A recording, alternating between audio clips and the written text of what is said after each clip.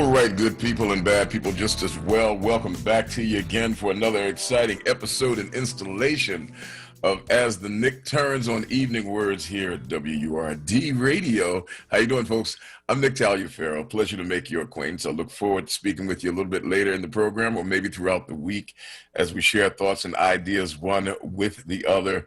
I'm hoping that you are having a beautiful day and that all of the favors of the Almighty are smiling upon you and that you are finding your way gently through life and that the plans and the purposes of your existence are unfolding just as they should. Before we go any further, I think it's time for us to introduce to you the man, the myth, the legend himself. He is the pride now of Philadelphia. He used to be the pride of Southern Jersey, but we claim him now as our own. Please give it up, if you would. A warm welcome for the Hamptonian of the Year, Mr. Eric Nixon. How goes the rat race for you, Eric? You're just addressing me early today. To what do I owe the pleasure?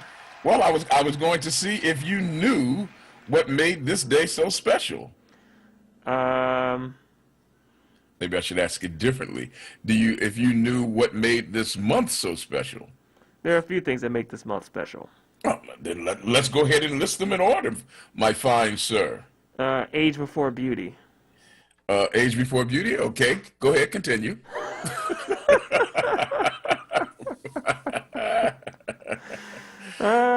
Okay. Well, the major reason is that this month is special. Last month was Black History Month. Yeah, this month is right. Right. No, you got to finish it because you were going with it. Okay. This month is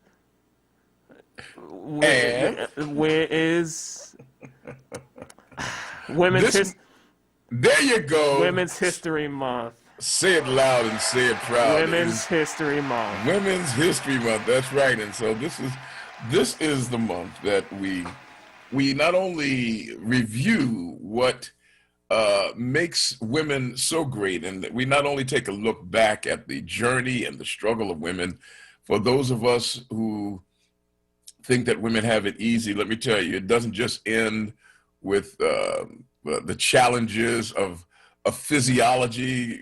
It doesn't just end with having babies, and it doesn't just end with having to work hard and then come home and work harder. It has to do with, especially if you're talking about Black women, it has to do with living in a society where you are the absolute bottom of the values rung of the ladder. I mean, it has been tough for women, period. But for African American women, it has been just, I can't measure how difficult it's been. So we're going to honor our women this whole month. The whole month through, we will honor them.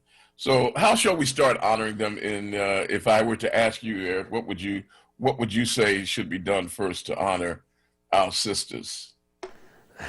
Can there only be one thing? Well, every journey starts with one step, right? Oh, go ahead and talk that. Get all philosophical. That is the philosopher Lao Tzu that he is channeling now. He's getting all deep with it. I'm telling you, you just never know. Hey, man, I have to be prepared with you, man. You never know where you're going to come from. I don't even know where I'm going to come from. No, you don't. And that's the fun thing of working with you, brother, for over the years. Taking this moment out of women's history to appreciate my host. Now going back to appreciating women. First, shout out to all of the women that run just the most important aspects of personally of my life. Say my mother, Brenda Smith Nixon, shout out to her, braving the things that she's had to go through with COVID. And let me tell you, she is a courageous, dutiful, and committed woman. Let me tell you, I tip my hat to you, Sister Brenda. I take my mask off real quick for people to hear me a little clearer. Mom, I love you. I appreciate you. Yeah. Everything's good. I appreciate all the things you've done. And shout out to my grandmother, too. She passed a year or two, a couple years prior to everything that happened, but the foundation is always recognized. Shout out to my girlfriend, my partner in crime, Desiree Fritz, for being a supportive woman and partner. Crimes. Somebody told me you guys were. I'm sorry for telling on the radio that we commit crimes, babe. I'm sorry. I heard that there were crimes being committed. But yeah, shout out to you, Desiree. Desiree, I just want to tell you, and I've not met Desiree yet, but Desiree, I want to tell you, I have known Eric for 10 years now. Am I correct in that? Oh my goodness, yes. 10 years, man. Yeah, yeah. And he's always been, Desiree, if you're listening, he's always been a very decent gentleman. I mean, Brenda and Ted, they did a good job raising this one. But since he has included you into his life, he has taken another step up on the self-determination and initiative ladder. He has a sense of who he is as a person now. And I think that can be traced back to the work done by his parents, but then the finishing work done by one Desiree.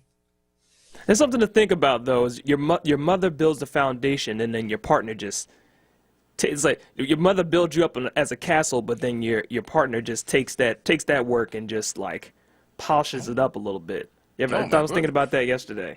You're complimenting yourself. I like that.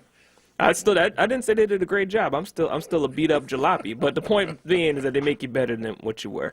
Next is shout out to the person that holds up our jobs and why I'm able to talk to Nick and why Nick is able to bring you all the shenanigans.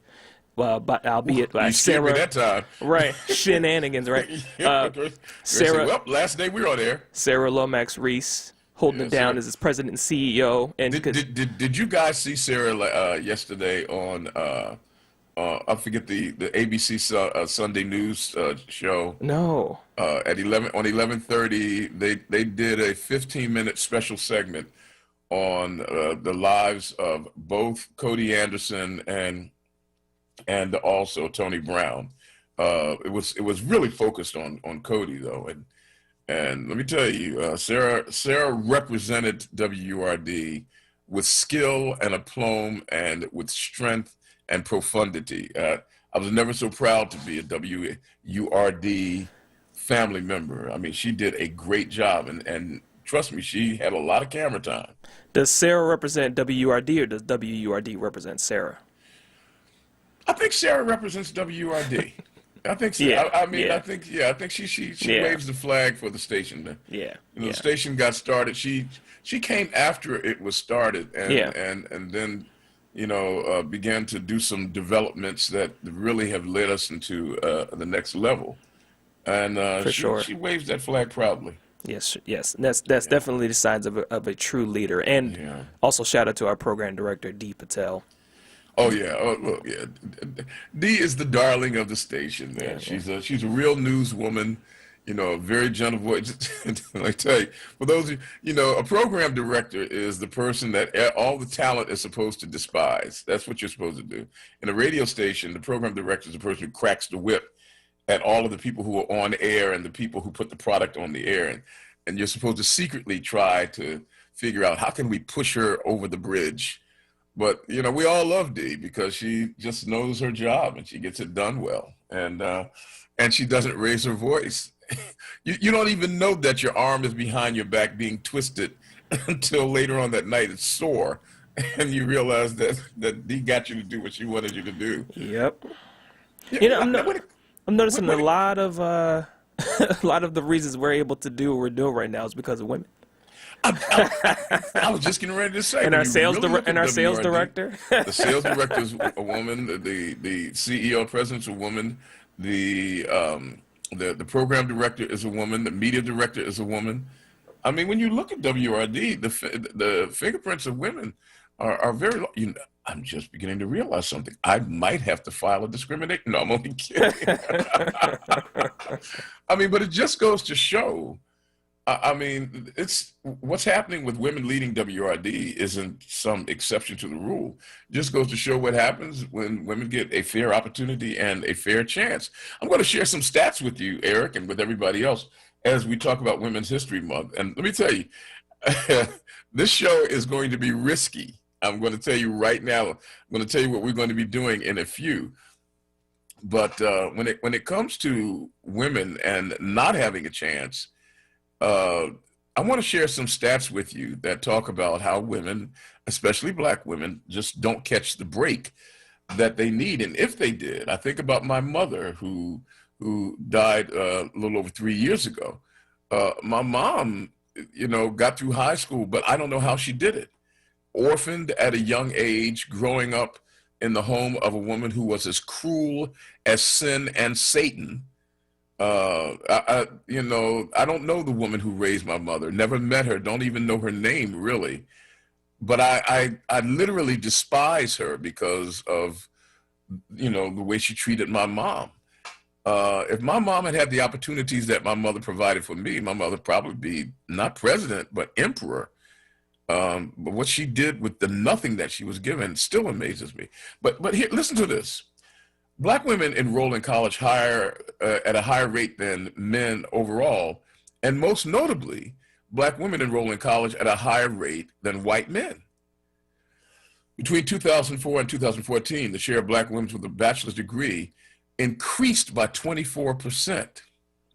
Black women-owned businesses grew by more than 600%, compared to only 39% for white women and 114% for women-owned businesses overall. In 2018, 84% of Black women voters became busy promoting voting. Black women vote more than anybody else. But here's the thing. Black women, even though they are going to school more, working harder, involving themselves more, only 21% of C-suite leaders, and those are the executive officers in business, are women, and only 4% are women of color, and only 1% are Black women. Of all of the corporate executives, only 1%. That's amazing. Not a single, well, it wasn't a single Fortune 500 or S&P 500 company with a Black woman CEO until, I believe, Melody Hobson just took over Starbucks, For every 100 men hired into managerial roles, only 64 Black women are hired. For every 100 men promoted to manager, only 58 Black women are promoted. Black women, they just don't get a shot. It is heartrending, heartbreaking to look at how challenging it is. One of the things that we were trying to do today, and we had some folks coming on, and we're going to have them on tomorrow to talk about the plight that Black women face and what and what women in general, but Black women in particular, what they face in the workplace, in life, sometimes even in the court systems. We'll be talking about those things as we go through. I'm going to be sharing some quizzes with you too. I got to find some things to give away because there's nothing more fun than giving away stuff on air. Tried to give away Eric's car, but Eric wasn't down for that, and so we're going to go without that. But a little bit later on in the program, I'm going to have at least one stellar guest joining us that will be helping us to shape up a conversation about what women wish that men understood about women. Let me say that again. As we contemplate Women's History Month, fellas, I'm going to ask you to do a little listening along with me, because we'll be talking with a couple of our sisters, and we're going to ask them to frame up a conversation about what women wish that men understood about women. Yes. What women wish that we as men understood about them as women. I am afraid as to what they're going to say. Joining me is a good sister. You all know Taima. Taima has been an activist for the longest time. When I first met Taima, I met her in the midst of her being an activist after there had been a horrible shooting in the city of Philadelphia, and Taima was there as the leader of a group called Girl Teeny. And then she became a health activist. I mean, she is ever evolving. Before that, she had been listed among one of Philly's 50th sexiest people in that Daily News segment where they have all of the beautiful women. I'm still wondering how come they haven't called me yet. Because you can't be measured, my friend. I'm going to take that hopefully in the best of In the lights. best possible, because I realize that I'm going to take that in the best of you can't possible be lights. scaled. Never mind. Never mind. Oh, No, we're done. now it's getting even worse. But we'll have Taima joining us. I've reached out to a couple of other ladies as well that I thought could add to it. And sisters, now, look, if you want to join in on this discussion at 5 o'clock, I want you to move right in, because all of us men are going to get near to the radio and near to our computers and near to our cell phones and near to all of our devices, all of our friends. We're going to get close and listen to what you ladies have to say that you wish that us men understood better about you ladies. I mean, it's I don't know how else to say it, except this is going to be a risky but fun conversation, I do believe. A lot of other stuff to talk about as well. Now, in the 6 o'clock hour, we switch gears a little bit and spend a little time doing something that has become not only a sad duty, but now it's starting to become a joyous duty. For those of you who were able to check out the television program on Sunday where Channel 6 feted Cody Anderson, it just makes you proud to know that you've been associated with a man like that. Well, today we're going to be talking to Denise Jordan Walker. Denise Jordan Walker is a public relations and media personality out of the Windy City of Chicago. But what brings her to us today is the fact that she is the daughter of the sister of one Cody Anderson. Let me say it more plainly. She is Cody's niece. She spent time here in Philadelphia living with Cody, going to school here for a while, went back to Chicago to make her fortune and find her fame, but she is still identifying strongly as a niece of Cody Anderson, W. Cody Anderson, and she'll be joining us to kind of once again help us build that monument to a man who has meant so much to all of us. At 6 o'clock, we'll be speaking with Denny Jordan Walker and talking a little bit more about Cody Anderson. But before that, and that hour before that, fellas, put your Teflon undies on, because the sisters are coming and they've got stuff to share. Okay. Now, while we're talking about women, before we get to that point and before we continue our celebration of Women's History Month, there's some other things that we really ought to just take a quick look at. One, and I have contacted one of this program's friends, Imad Kayei, who is a former ambassador from Iran, who now heads up an organization that seeks to build peace in the Middle East. He joined us a few months ago here on this program, and we're reaching out to him again. We were trying to get him for today, couldn't get him for today, to talk about something that happened at the end of last week that barely got any attention in the news. I mean, you heard it, but they didn't talk much about it. And that is that the U.S. military on last Thursday evening struck sites in Syria that are being used by Iranian-backed militia groups. They struck those sites, dropping several multi-hundred-pound bombs, I believe 5 of them. They bombed those sites, they said, in retaliation of rocket attacks that had been launched against American forces in that region. So I looked at that and I thought to myself, wait a minute, this seems like almost an act of war. The President of the United States, Joseph Biden, okayed the bombing in a sovereign nation, Syria, of forces backed by another sovereign nation, Iran.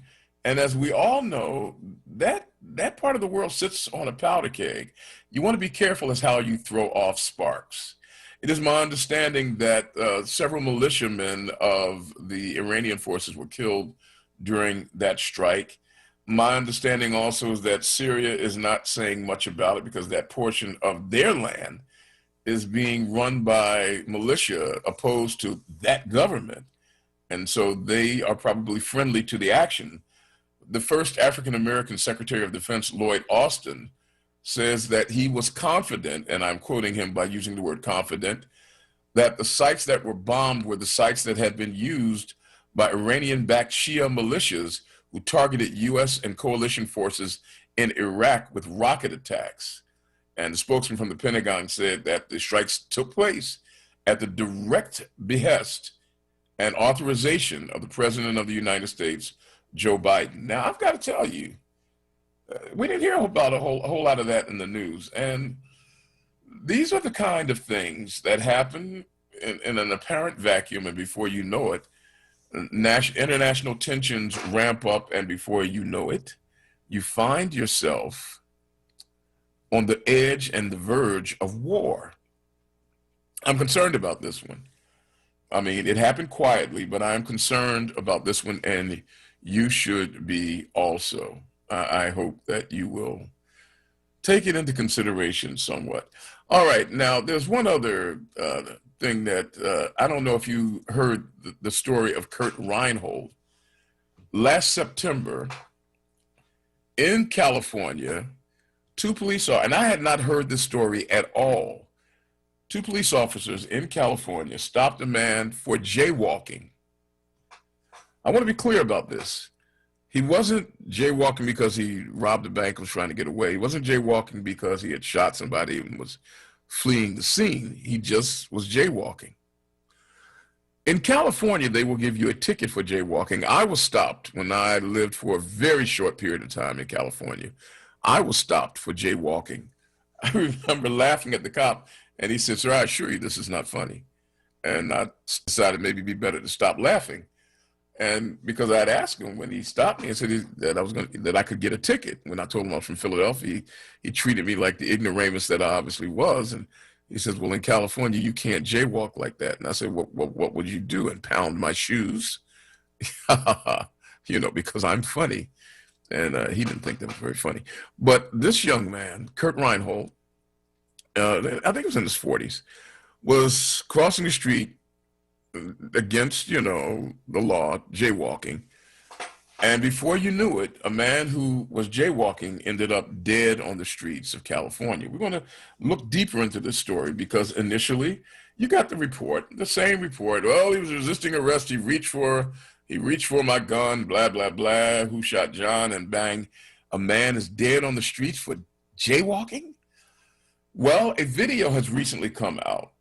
A few days ago, a video came out where it was discovered that the police officers who stopped this man for jaywalking had been discussing the fact that there was no reason to stop him. There was no need to stop him, that there was no escalation. There was nothing that led to them needing to confront this man.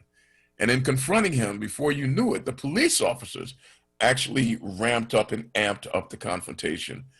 And now Kurt Reinhold is dead. Now, you hear the name Kurt Reinhold and you think, what a fine German name. Sort of like Nick Taliaferro is a fine Italian name.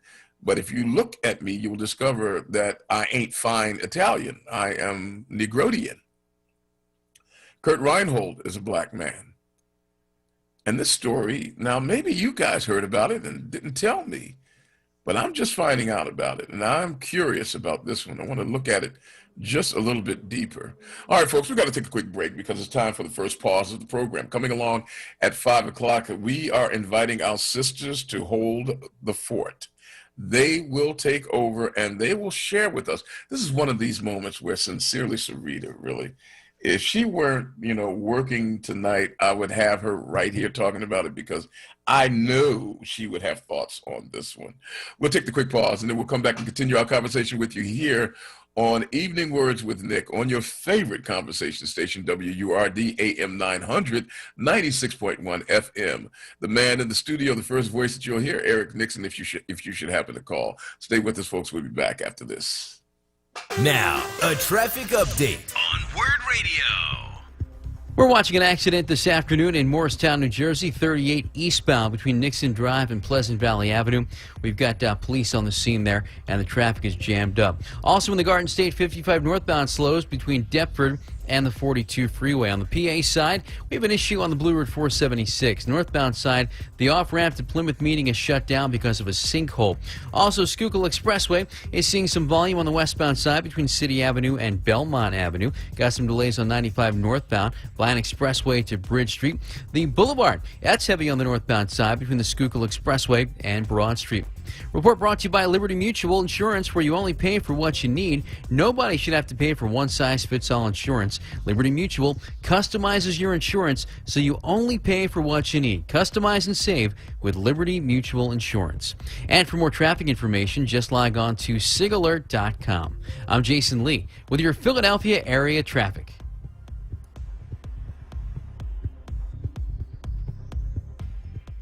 Thinking about retirement? Make sure a My Social Security account is a part of your plan. A My Social Security account gives you secure access to your personal earnings history and benefit status.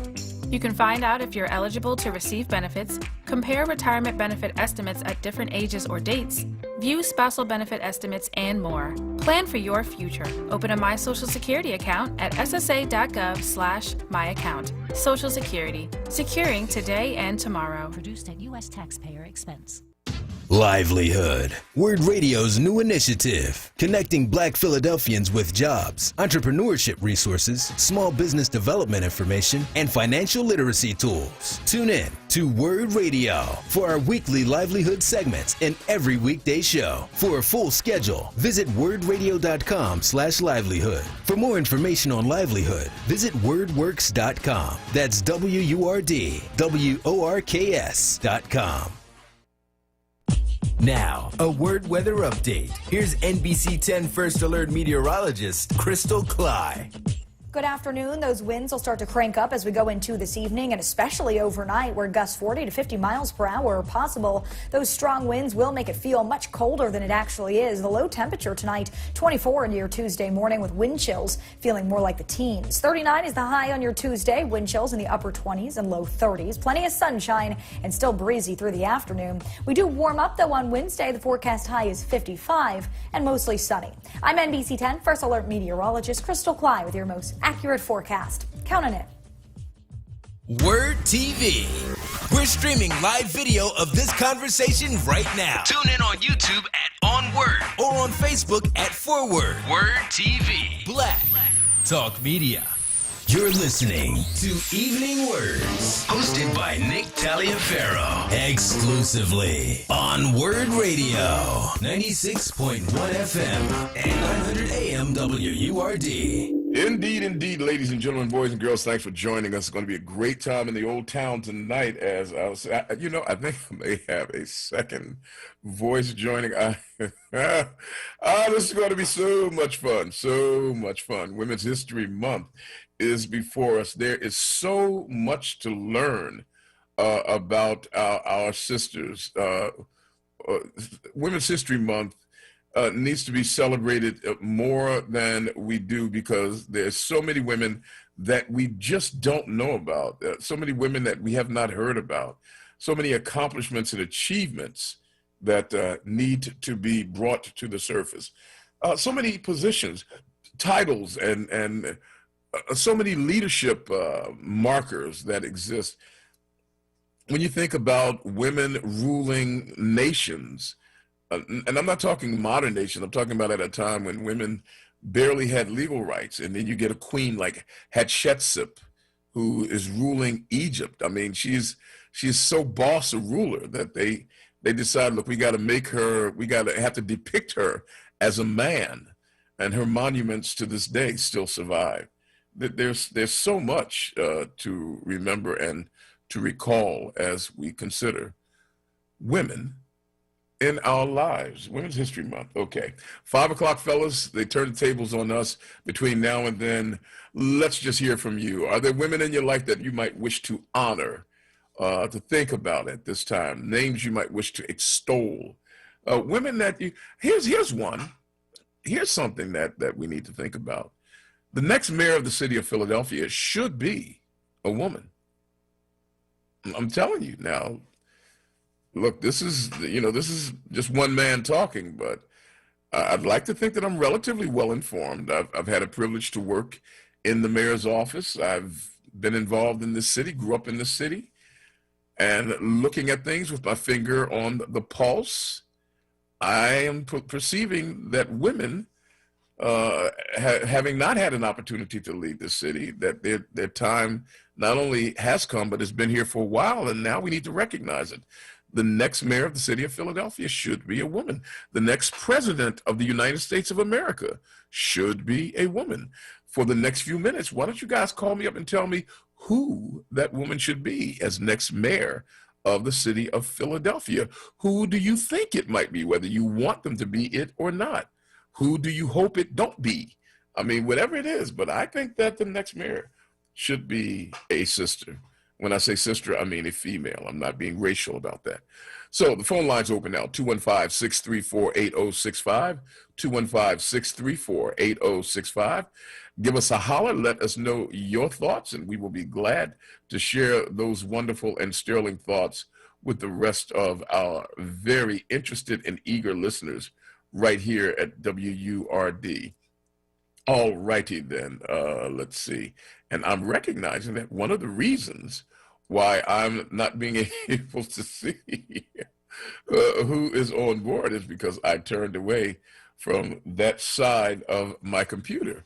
215-634-8065 is the number. While I'm waiting on you to call me about who you think ought to be the first woman mayor of the city of Philadelphia, there's one other little topic that caught my attention, and I said I was going to bring it up, and I think I will.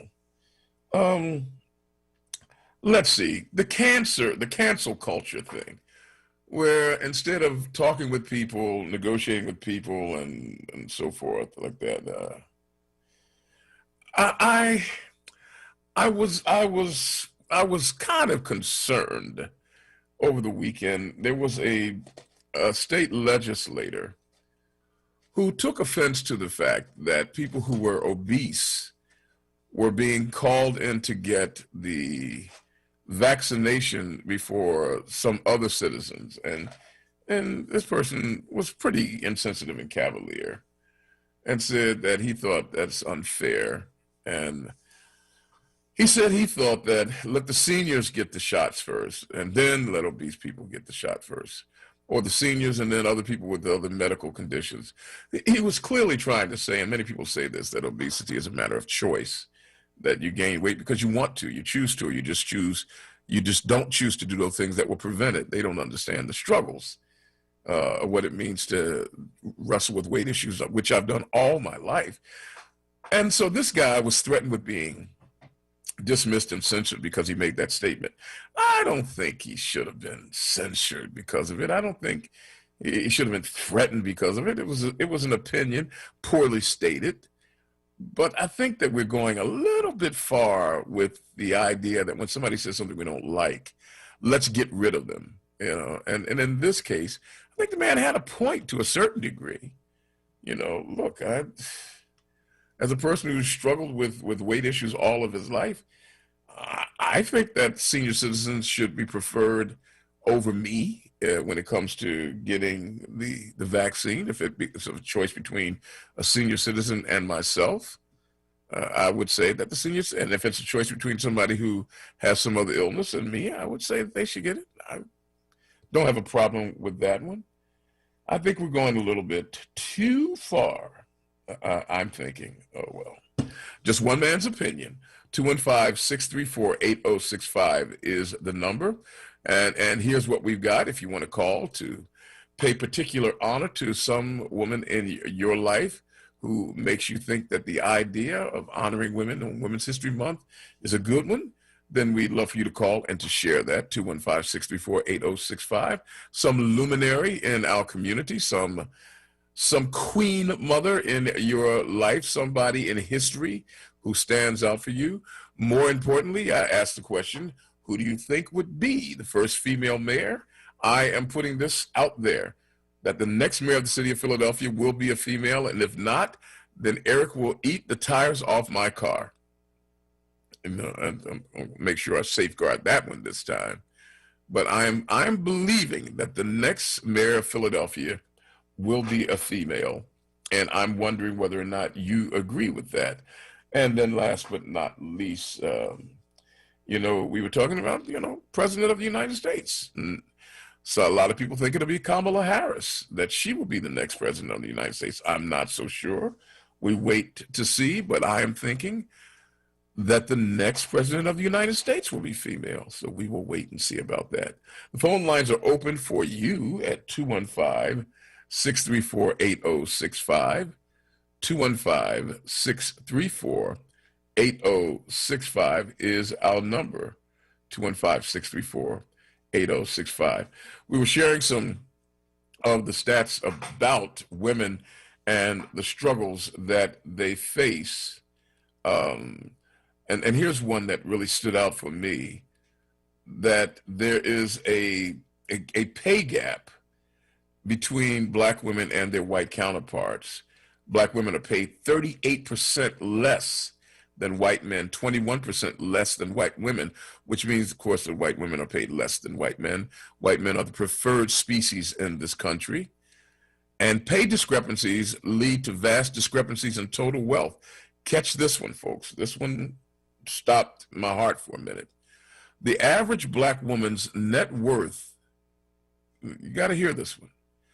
The average black woman's net worth is less than 1% of the average white man's. That's, I don't even know how to, I don't get that one. I don't know how that can exist in a society that calls itself fair and equitable. That means that for every dollar that a white male has in the United States of America, the average black woman has a little bit less than a penny. A little bit less than a penny. That is a shocking realization to me. How do you have that level of disparity in a culture where black women work as hard, if not harder, than anybody else? For every dollar that a white man has in America, a black woman has a little less, the average black woman has a little less than a penny. Unbelievable. 215-634-8065 is the number. Why don't we take another quick pause, and then when we come back from the break, we'll take your calls. Coming along at 5 o'clock, women will tell us men what they wish that we men knew and understood about women. They will probably tell us that there's not enough time in the day to make that statement full and complete. We'll see. You're listening to WURD AM 900. It is now 21 minutes away from the hour 5. We're back after these words. I went to check on Pop today. We put our hands up to the glass as if we were touching. But really, the only touching part was that we both tried to smile. That's no way to say hello or goodbye. COVID-19 vaccines are here, but until enough of us are vaccinated, we'll all still need to help slow the spread. Keep a 6-foot distance, wear a mask, and avoid indoor social gatherings. Learn more about vaccines and slowing the spread at cdc.gov/coronavirus. Brought to you by the U.S. Department of Health and Human Services. It's Women of Color Her Story Month 2021 in the city of sisterly affection. This is a time to celebrate the power, legacy, and achievement of Black women. Brought to you by New Voices for Reproductive Justice, based here in Philadelphia. This year's theme is Black Majesty. You are invited to 4 virtual events from February 15th to March 15th. Visit womenofcolorherstory.org and WOC Her Story on Facebook and Twitter for full event details. WURD TV.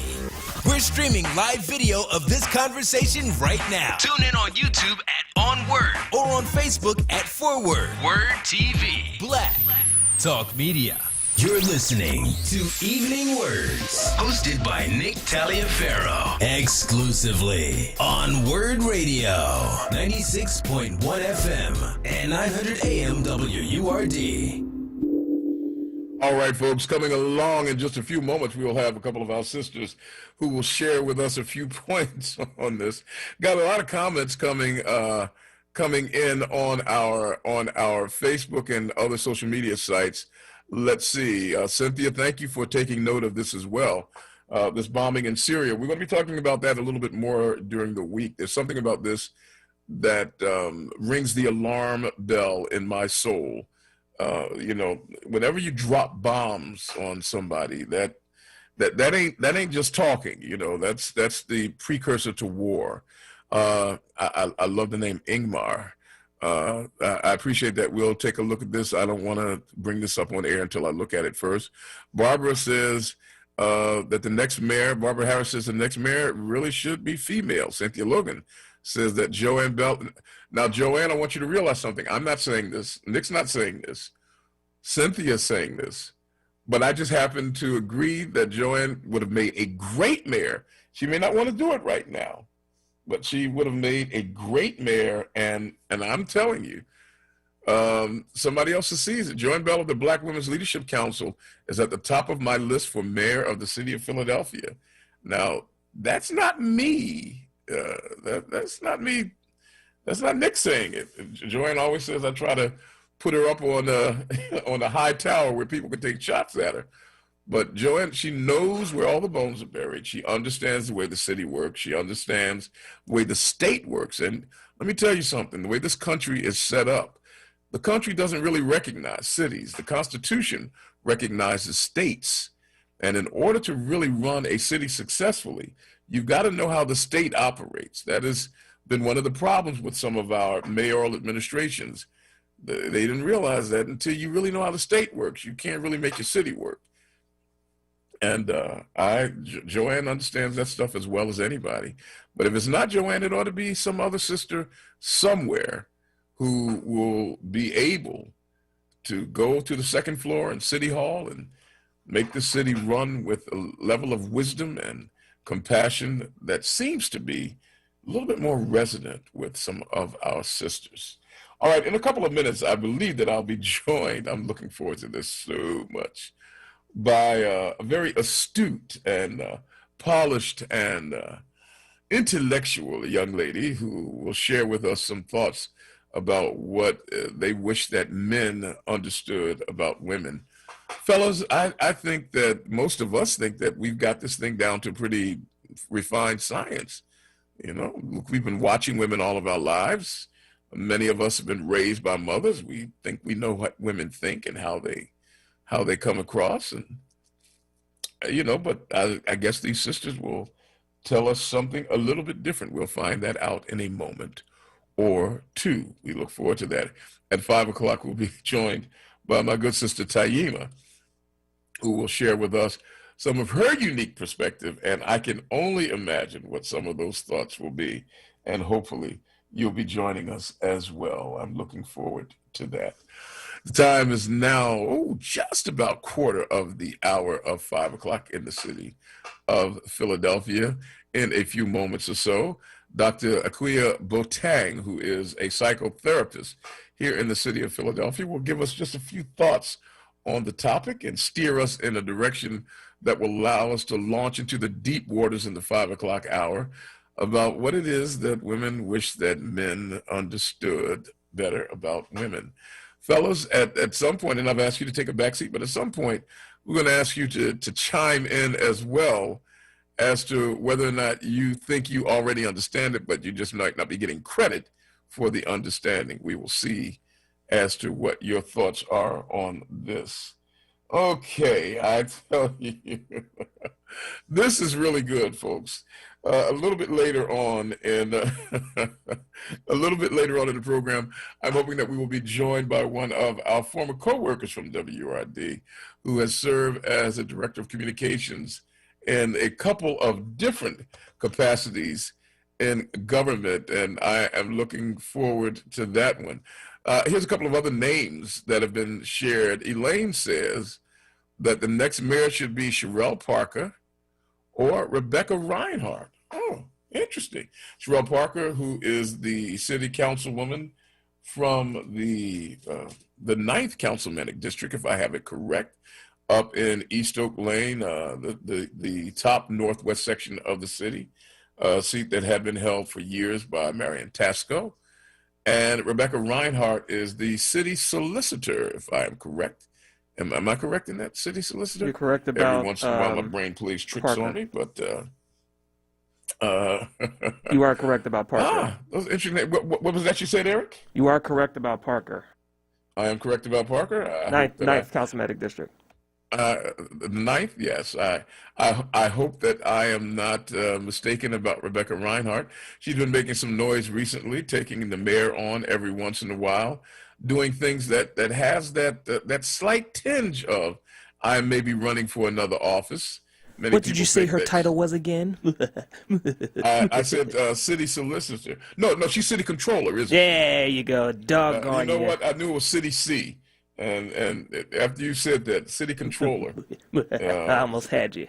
Yeah, you did, man. Let me tell you. And something kept telling me, that's not quite right. That's not quite right. But yeah, she really surprised the former city controller, Butkovitz, when she won. I mean, people thought that she really didn't have much of a chance. Well, she showed them she had more than a chance. We are living at a time politically of throw the bums out kind of mentality. People are more than willing to get rid of incumbents and to get rid of people who seem to have a great deal of name recognition and institutional support. And I mean, that's what happened in Georgia. People will make that change, and when it happens, all you can do is trust and hope that the new person will come in ready to go. I just got word that the new senator down in the state of Georgia, Pastor Raphael Warnock, had the gavel in his hand and was chairing a committee. He just got there, and so he's ready to roll. Look, it's time for changes, and I believe that one of the major changes will be that a woman will be the next mayor of the city of Philadelphia. So far, the names that I have seen listed: Joanne Bell, Sherelle Parker, Rebecca Reinhardt, are the names that I have seen listed by those of you who have called in. I'm surprised that I haven't seen a couple of other names that are well known within the city. Maybe I'm missing something here. There are a few other names that I thought would be on this list that have not appeared yet. That is interesting to me, but I sense it'll be a woman. It is now 12 minutes away from the hour of 5 o'clock. 5 o'clock, we're going to get busy and start allowing the sisters to tell us men what we ought to do and what we need to understand better about women. And fellas, we're going to sit and we're going to listen with patience.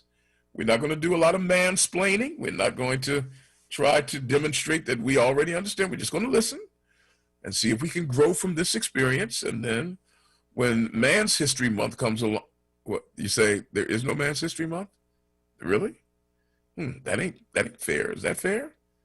That's different. I thought for sure. What you say that Man's History Month is every month? I same reason there's no White History Month, because White history is every day. There's no Man's History Month because men get the benefit of the doubt every day. Well, very interesting. Very, very interesting. All righty. I am thinking that we are not going to be able to get wrap our arms around Dr. Boateng to get her input. So the phone lines are still open to you at 215-634-8065. As I shared before, a little bit later on in the program, in the 6 o'clock hour, we will switch gears and we will have another opportunity to spend some time in the memory and in the great and gilded shadow of our own Cody Anderson as we speak with his niece from Chicago, Illinois. Great conversation that we'll have then. All right, folks, let's see here. Coming along in just a few. Oh, no, I can't bring that on air. I can't. Someone just sent me a text. That I cannot say on air as far as a mayoral candidate. I shall leave that one alone. But let's go to Bruce is on the line. Oh, incidentally, Bruce, I just got word back from that gentleman that I talked to you about the aerial phenomenon. He'll be joining us on the week of the 14th. But welcome to the show, Bruce from Mount Airy. Hey, how's it going today? It's all good, sir. It's all good. Yeah, but anyway, you talk about, we had a trivia question a few years ago. What country has bombed over 40 countries since World War II? United States of America. That's right. Yep. Right, and he would act as the world police. Yeah. That's exactly what happens here. You know, what country is the only nation that has used an atomic bomb in recent times? Uh-oh. I told you over there in India, they found an area where they had nuclear war over in India, 2,000 or 3,000 years ago. You know, a nuclear war in India? India? Yeah, you never heard about that? They found the same thing they found in Anahuac, in South Pacific, the same type, stuff, right? It was bombed over there. They talk about it. Mahabharata. Isn't Anahuac, isn't that what happened down south? Pacific, the same where they tested the H bombs and stuff. I thought that was people in the South having a conversation. Anahuac. but now I haven't heard about now when you say in India, how long are we going back into history when we're talking about? At least 3,000 years ago. There was a nuclear war. Yeah. So it was, it's not a new thing. That's what not a nuclear war. A nuclear war. They blew up everything. Man, they did everything. They rode around in flying saucers, and they had space stations and everything back there. What is the historical validation? Why don't you buy my book? I have your book. Not talking about the first one, the Great Pyramid, History Without a Past. I never saw that. I never saw that. Is that book still available? Yeah, it's still available. Just go on lulu.com and pull it up. The Great Pyramid, History Without a Past. Now, do you have documentation? Do you have See, this is people they always talk about. I never heard that before, right? You ever watch Star Trek? I've seen it. Yeah. Okay, remember the show where they found Apollo, the god Apollo? It's called Who Mourns for Adonis. And you know what? I must admit, I wasn't a great fan of the show, but it should have been the best show ever come on television. It only lasted for 3 years? Right. Then it became one of the most popular shows on reruns and stuff. It's still very popular. That's right. So how does that show factor into? Because they had the one show where they always talk about Eric Von Däniken. Nobody liked Eric Von Däniken, right? He was the one that put the thing out about the extraterrestrials, right? But the thing came up is that on Star Trek, before Von Däniken wrote his book, Chariot of the Gods, they did a show called Who Mourns for Adonis. And they went back. They found the god Apollo, or he found them, right? And, back in the old days, they had landed on Earth, and they had started, our civilizations and stuff. So it was way before Von Däniken. Von Däniken. Okay, yeah. Way before this book came out. They make it look like he was the first. He wasn't the first one. I have not. I have seen things. I mean, look, there are things that defy explanation. Some of the images in Egypt defy explanation. Some of the images in South America and Central America. And when you look at some of the designs that were drawn on the landscape that you can only draw if you had an aerial view of at least 10,000 feet. So how was that possible? How was that possible? Those are good questions, and I don't know the answers to that. But I explained it all in my book. But like I said before, people just won't accept that. They just won't accept it. Like when I come on with this kind of stuff, people are ready to laugh. Here he comes again, or something like that. But suppose it's true. What would that mean? Look, the possibility exists that it could be true. It is true. I ain't trying to be funny if it is true. In order for something to be proven true, you have to have. No, you don't. What? You gotta have evidence. A lot of stuff that people believe ain't true. You believe Jesus walked on water, right? Yes. You're right. So you believe that. Well, I mean, because it's true. Right, because you want to believe that. No, I mean, I know. You don't want to believe. No, because I have the testimony of eyewitnesses. Who was that? The apostles. They were there, and they said we saw him walk on water. You're right, but the Pharaoh didn't believe it. He kept messing with him anyway. Yeah, but I'm saying I wouldn't mess with it. Somebody walked on water. I mean, but listen, I mean, you have the testimony. You have the testimony of eyewitnesses. No. When it comes to some of the things, look, and I'm not saying that it's impossible. I'm simply saying we don't have direct testimony of eyewitnesses. What we have is we have art that might infer something. We have the existence of artifacts that suggest something, but we don't have eyewitnesses. I mean, for example, when you look at some of the drawings in Egypt, where these things have wings and stabilizers and airlines like a plane. Egypt all the time. It's not the only one that had this kind of stuff. No, but I'm just using one. The one down in Mexico. They showed, where the black people in Mexico called the Olmecs. They had flying machines. Well, I didn't see the Olmecs. I just saw the heads and the statues and things like that, but didn't see the flying machines. How you think they travel around? Well, those were like helmets that you. Stuff. They had a space. They were warriors. I mean, they better have a helmet on. Who was they at war with? They were the only ones. No. They were Olmecs. They were coming from somewhere. Where they come from? They were coming from Africa. They came from Africa. There's nothing in Africa to show where they came from. Yes, there is. There would be an airport or something where they took off from or something. No, there's no airport because they were sailors. They were not sailors. They flew. They were sailors. Olmecs were capable of flight. There's nothing that shows that the Olmecs were capable. Man, I'm good. You know what? I'm going. The Great Pyramid History Without a Past. You need to do that. And look, you send me the copy. I'll have you on to talk about it. Listen, but people ain't ready for that kind of stuff, man. I'm telling you, I've been going through this for years. Hey, listen, we make them ready. This program is about making folks ready. I got to take a break, Bruce. I'm out of here, man. All right, look, when we come back, we're going to, men, it's time to get ourselves told. Stay with us. We'll be right back. It's now 2 minutes away from the hour 5. This is Evening Words with Nick. We'll be back after this.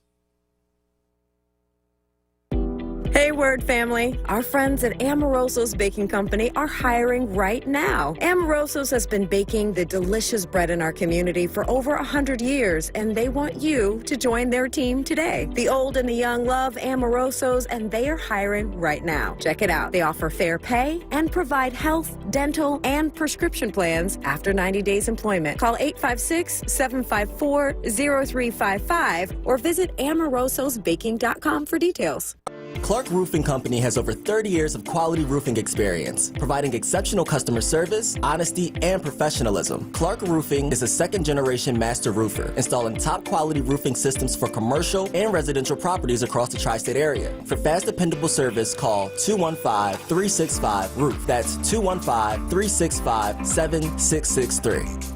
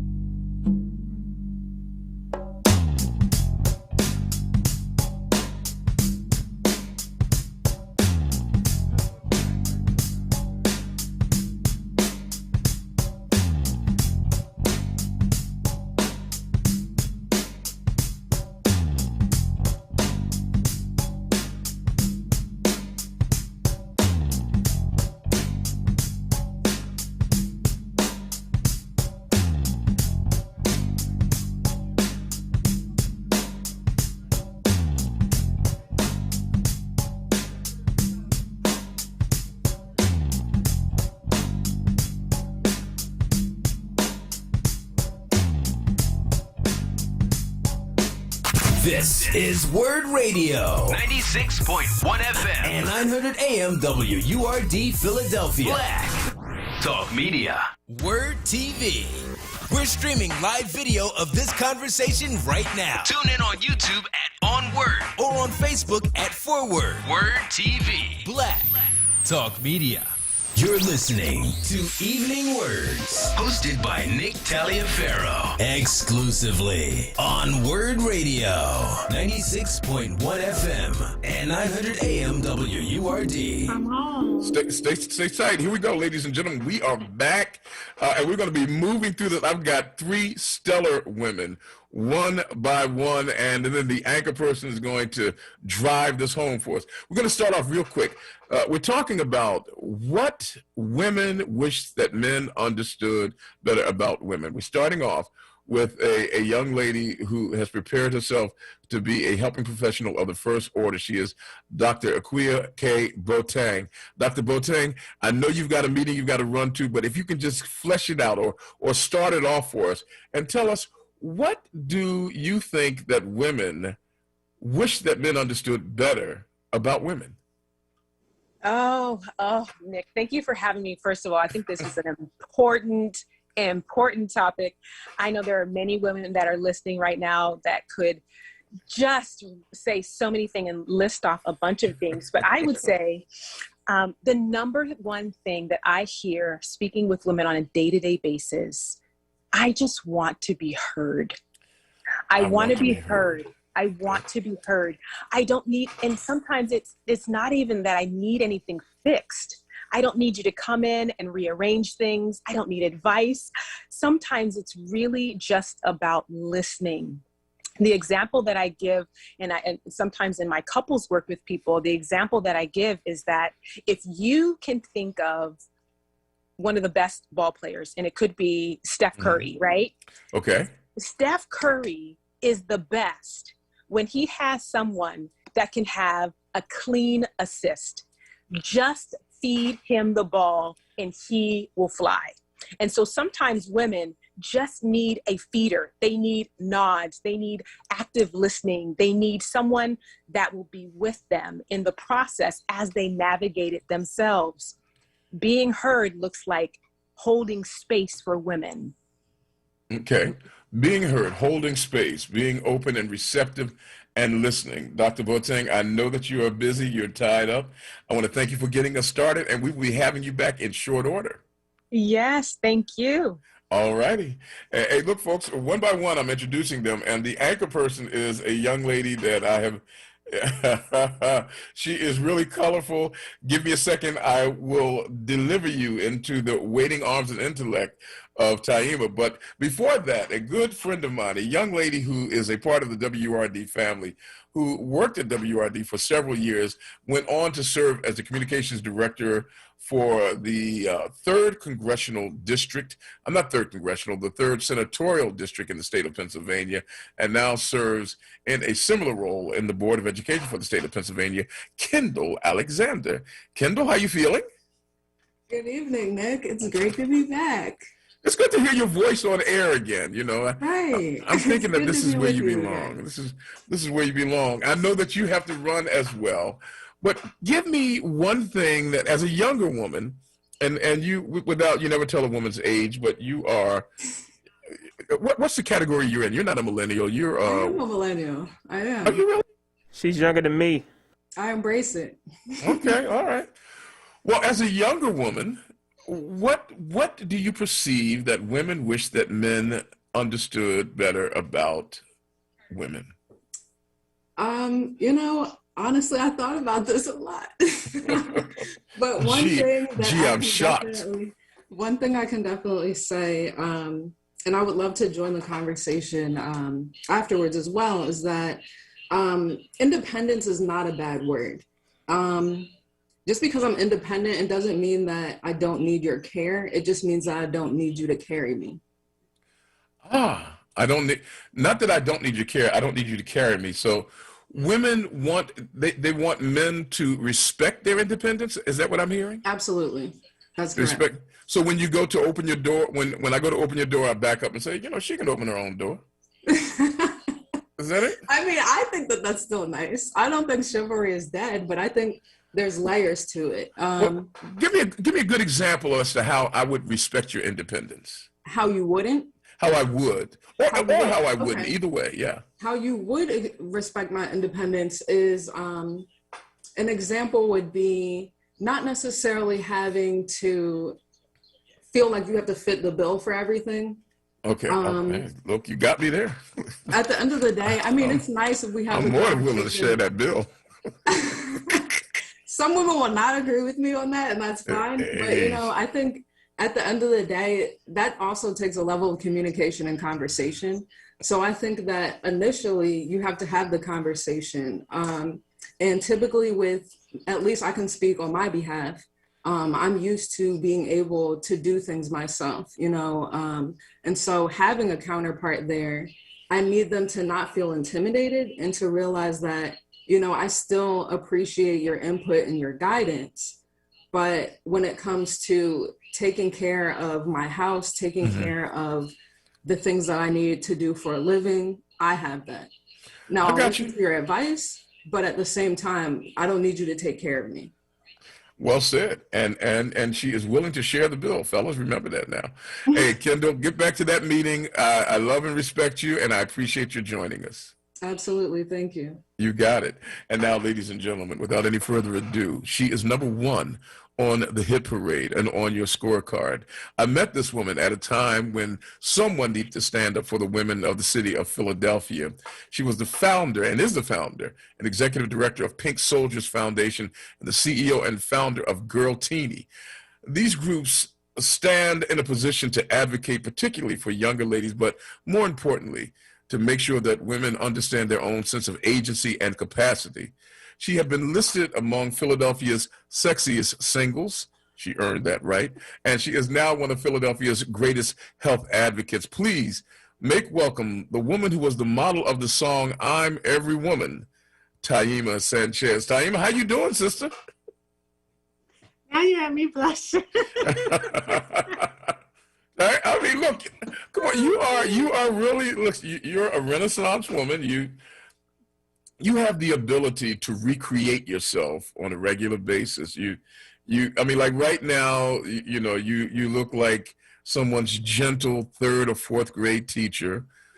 And, you know, and tomorrow you could change it all up and it's all in you. Anything you want done, baby. You do it naturally. Well, thank you for the compliment. Thank you for the compliment. And what a good sister you are. And I appreciate the way you have worked to stand up for women and to fight and to advocate for women to keep them safe and also to make them strong at the same time. You know, before we even talk about the stuff that you come on board to talk about, let me ask how everything is going with your work in trying to empower women. I mean, everything is a struggle, especially I feel, especially sometimes with our men, because sometimes they feel like we're trying to overpower them or belittle them. And that's not the case when we talk about empowering women, or even in reference to safety awareness. It's not to take anything away from men. It's more to help women understand that we're in a day and an age where we have to take care of ourselves. And if you look at our generational history, we have been, you know, the leaders and the providers and the gatekeepers. And it wasn't by choice. It's just a position that we were put in. And we just have to make sure as we, you know, I have a daughter now. She's 15.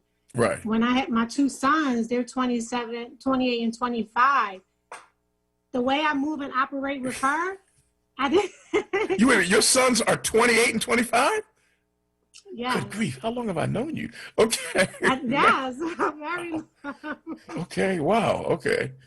But the way I moved and operated with them when I was younger, I had them at 19, is totally different than how I operate with my daughter.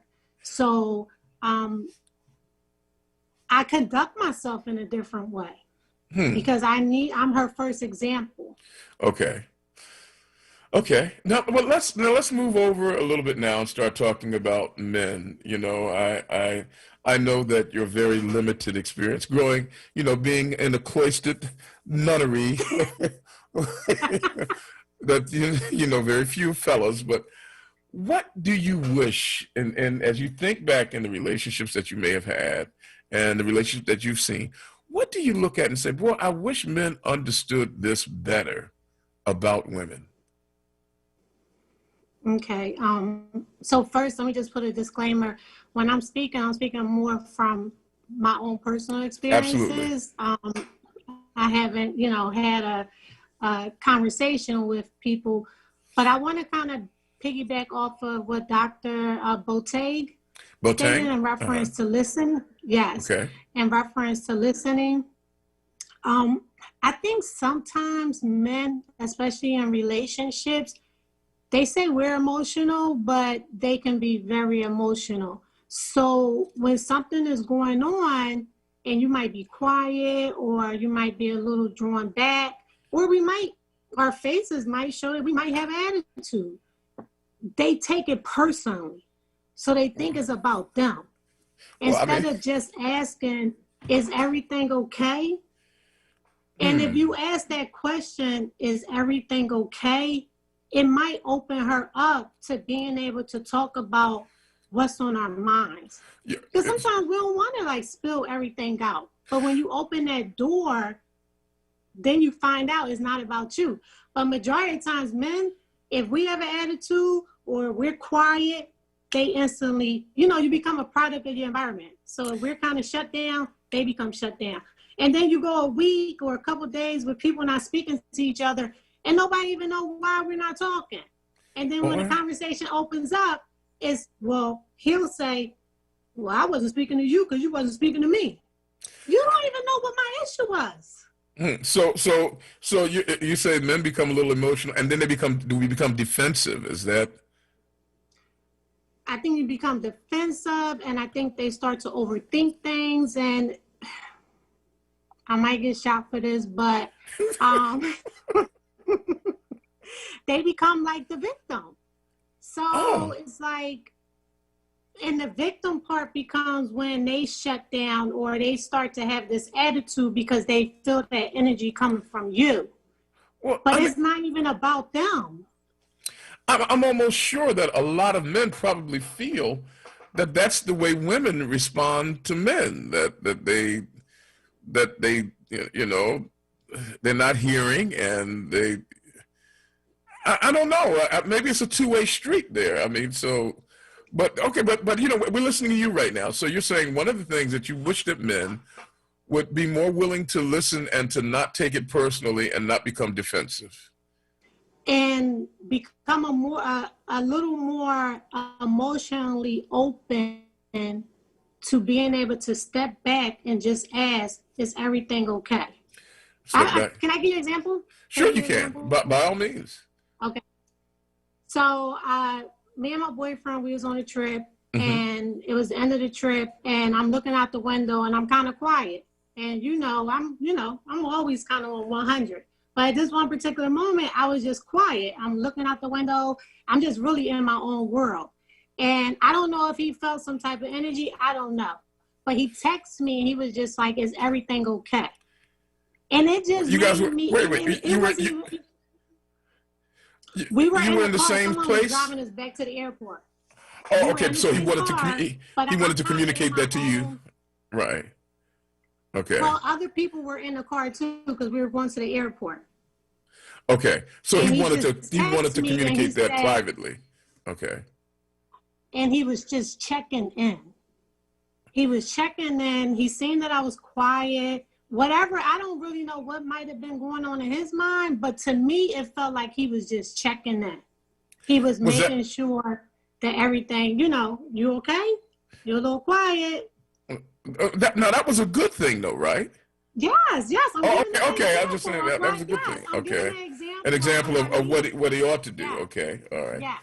So fellas, one of the things that we obviously, Dr. Boateng said it, Taim is now echoing it, and that is that we are not really good at listening, and sometimes we listen and become defensive and emotional rather than simply checking in to see, instead of reacting to what we perceive, checking in to find out what's really there. Did I say that well? Yes. Okay. Ladies and gentlemen, I got 1 star from Taima. Okay. All my life I've been waiting for that. All right. Okay. Now, are there any other things that, as you've gone through life, as you have moved through life, you have 3 children, and you've moved through life, and you in relating to men, whether it's a brother or a father or a significant other, where you look at him and you say, man, I really wish that brother would understand this better about women, or about, at least about me. Any other thing that you see. And don't worry, nobody's going to hurt you. We got you covered. And fellas, if I were you, I wouldn't try to hurt her anyway. She knows the dark martial arts.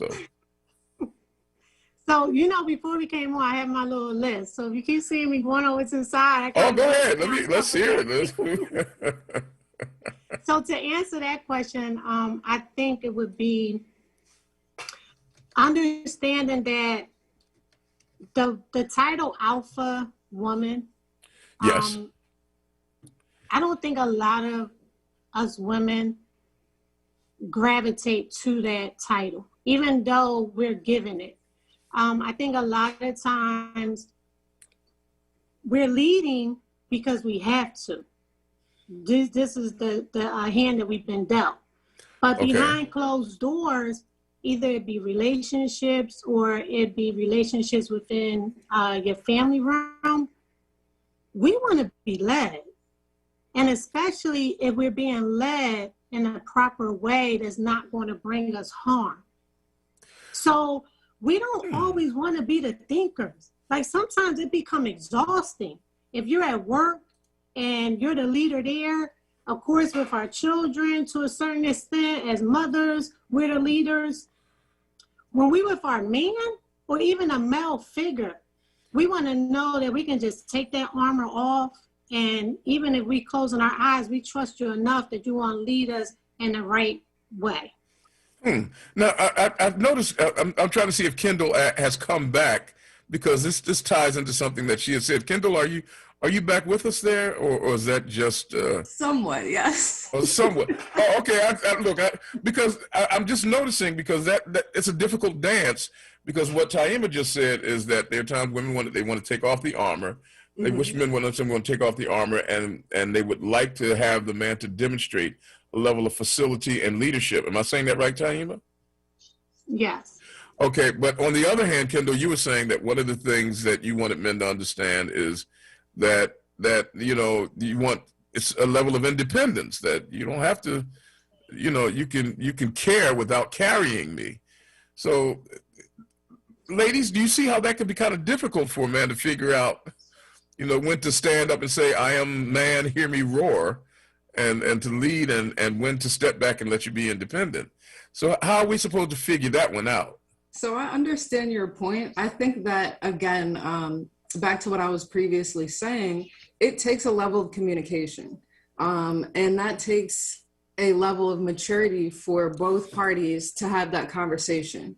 Oh, okay. And it's a delicate balance, because I think, as Taima was saying, sometimes we do need some consideration and some care, but at the same time, again, it's a balance. We don't always need it. Okay. We now return you to your regularly scheduled meeting,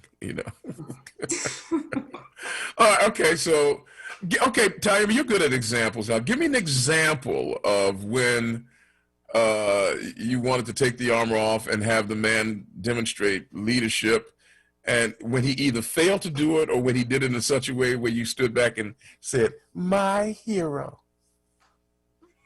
You are so funny. Okay, so first I'm going to give one outside of a relationships, because one of my best friends is a male. Okay. And whenever he texts me and he says, do you want to hang out? But not always, but majority of times when he texts me, he'll say, do you want to hang out? Do you want to have lunch? I'll reply yes. And then he'll say, okay, meet me here. I love that. I don't have to think. It's like he reached out to me and he's executing the plan.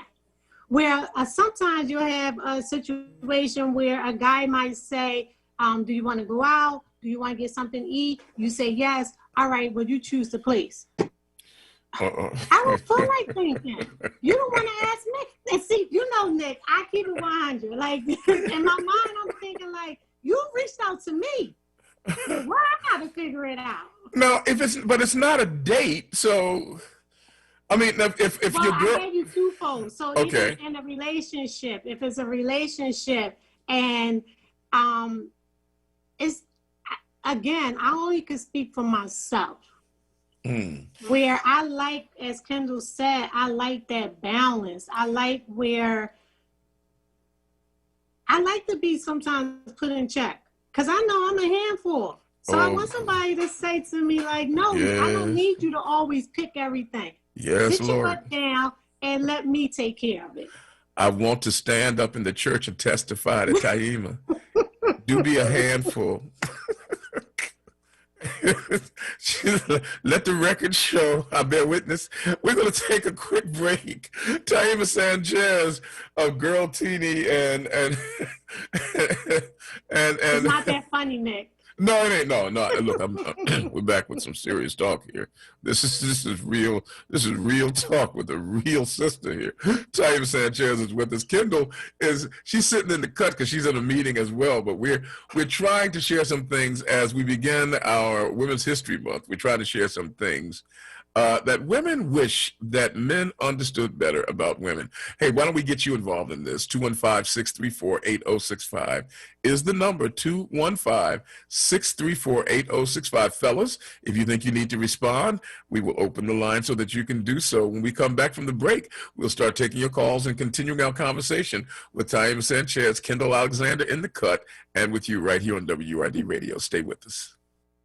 Now, a traffic update on WURD Radio.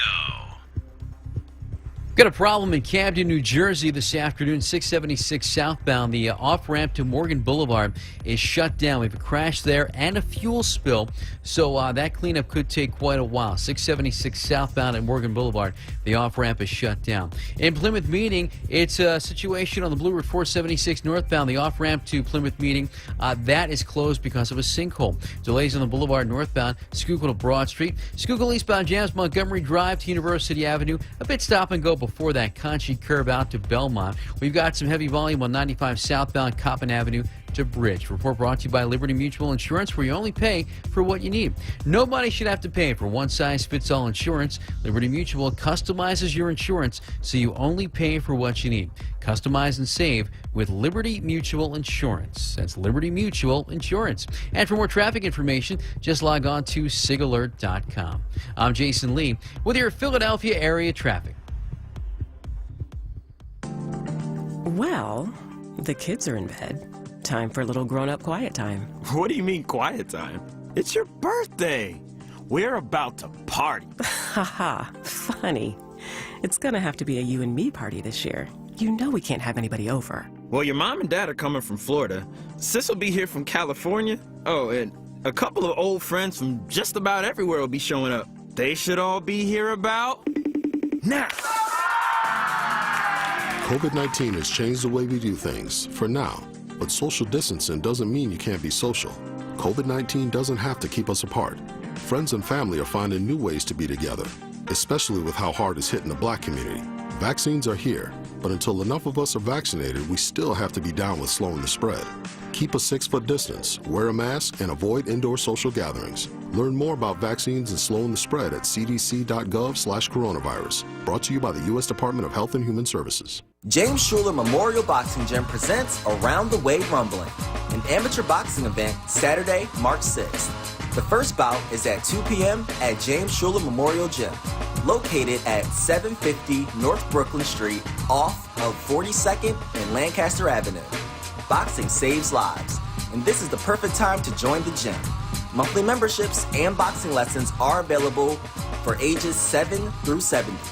For sponsorship information, call Crystal at 717-421-0512.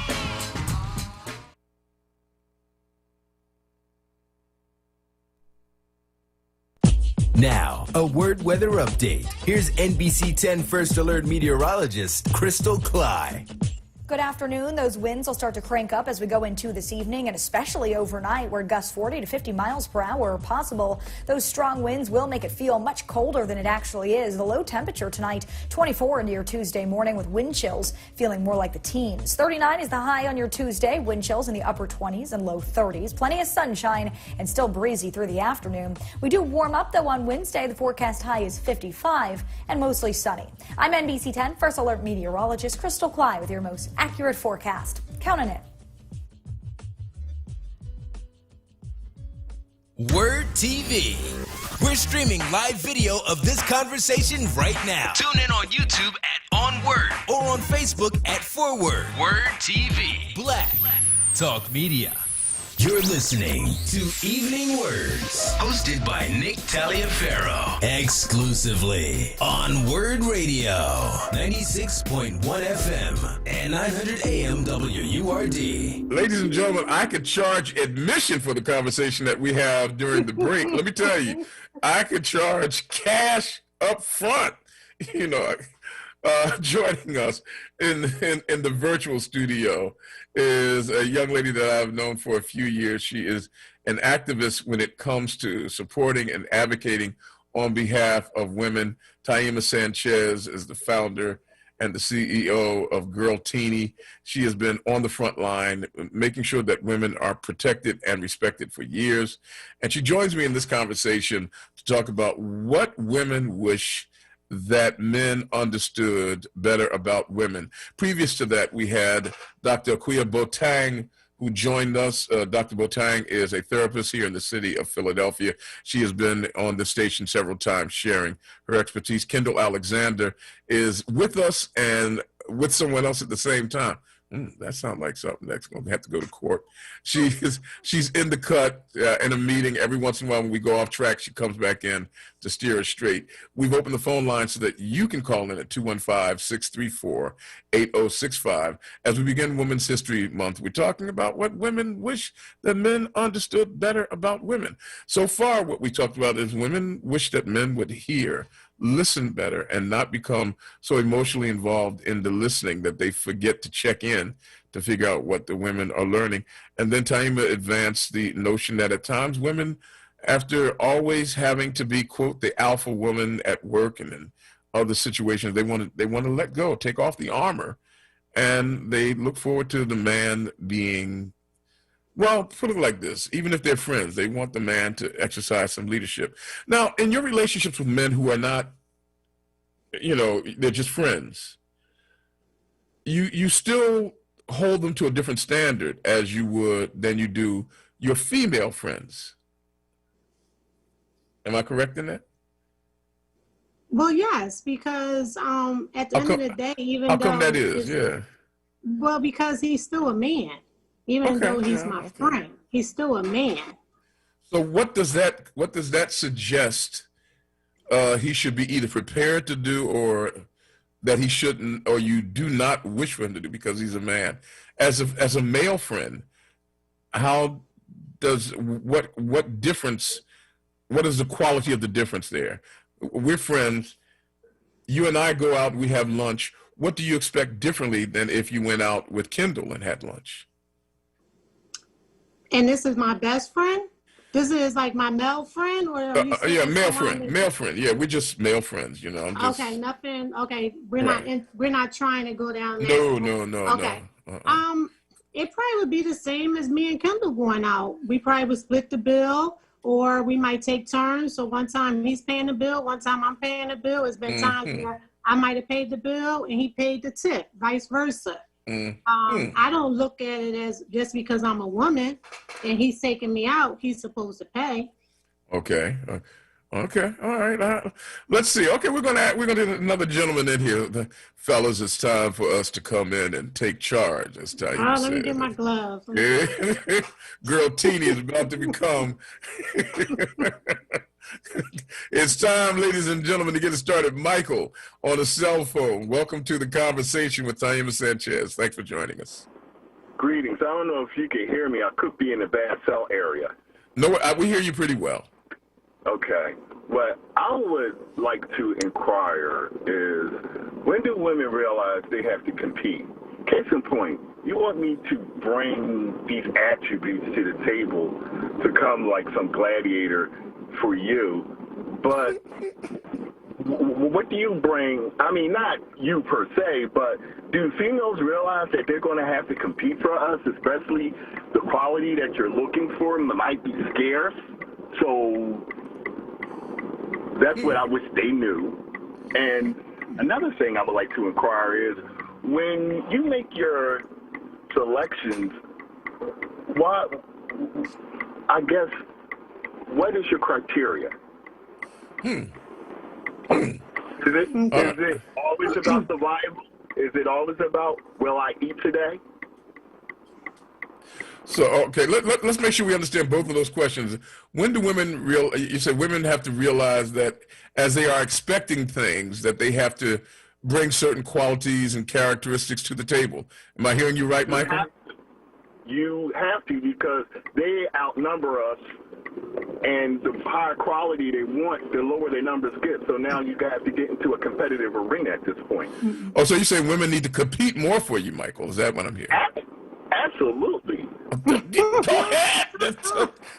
Taima's shaking her head. Oh, man, I can't wait until you say, Taima, would you like to... Taima, hey, ladies and gentlemen, welcome to the Taima Show. Taima, would you like to address this? So, first, okay.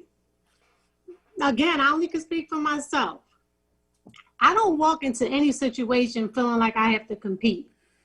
I feel that what I bring to the table, I'm confident enough to know that what I bring to the table, any man is going to be satisfied with, first of all. Second of all... Well, let me break out the air conditioners here for the fellas.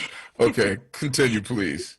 Second of all, no woman should have to walk on this earth feeling like that she has to compete. If we're together and I always have to feel like I have to be on my A game, or you want to go look somewhere else, I don't need you. It's just a chill just ran through the studio. And she's not, I want you to know I was trying to give her a chance to put it in reverse gear on that one. Well, she just gave me the look and the neck thing that told me. Period. There it is. Well, as they say in the world of journalism, Michael, dead stop. Well, because two people should be able to come together. I shouldn't come into a relationship feeling as if I have to watch my back. That's what we do on the street. You have to watch your back for the next person. I think what I was hearing Michael say is that, and you hear this a lot, women will have a list of qualifications and criteria as to what will make a person acceptable to them, while at the same time they may not be aware of the fact that he might have a list of criteria and qualifications for what's acceptable to him, and that both people need to realize that they have to offer something to each other. I think that's what and I understand that. I guess for myself, if you were to put 10 men from my past side by side, none of them would be the same. Because I don't go...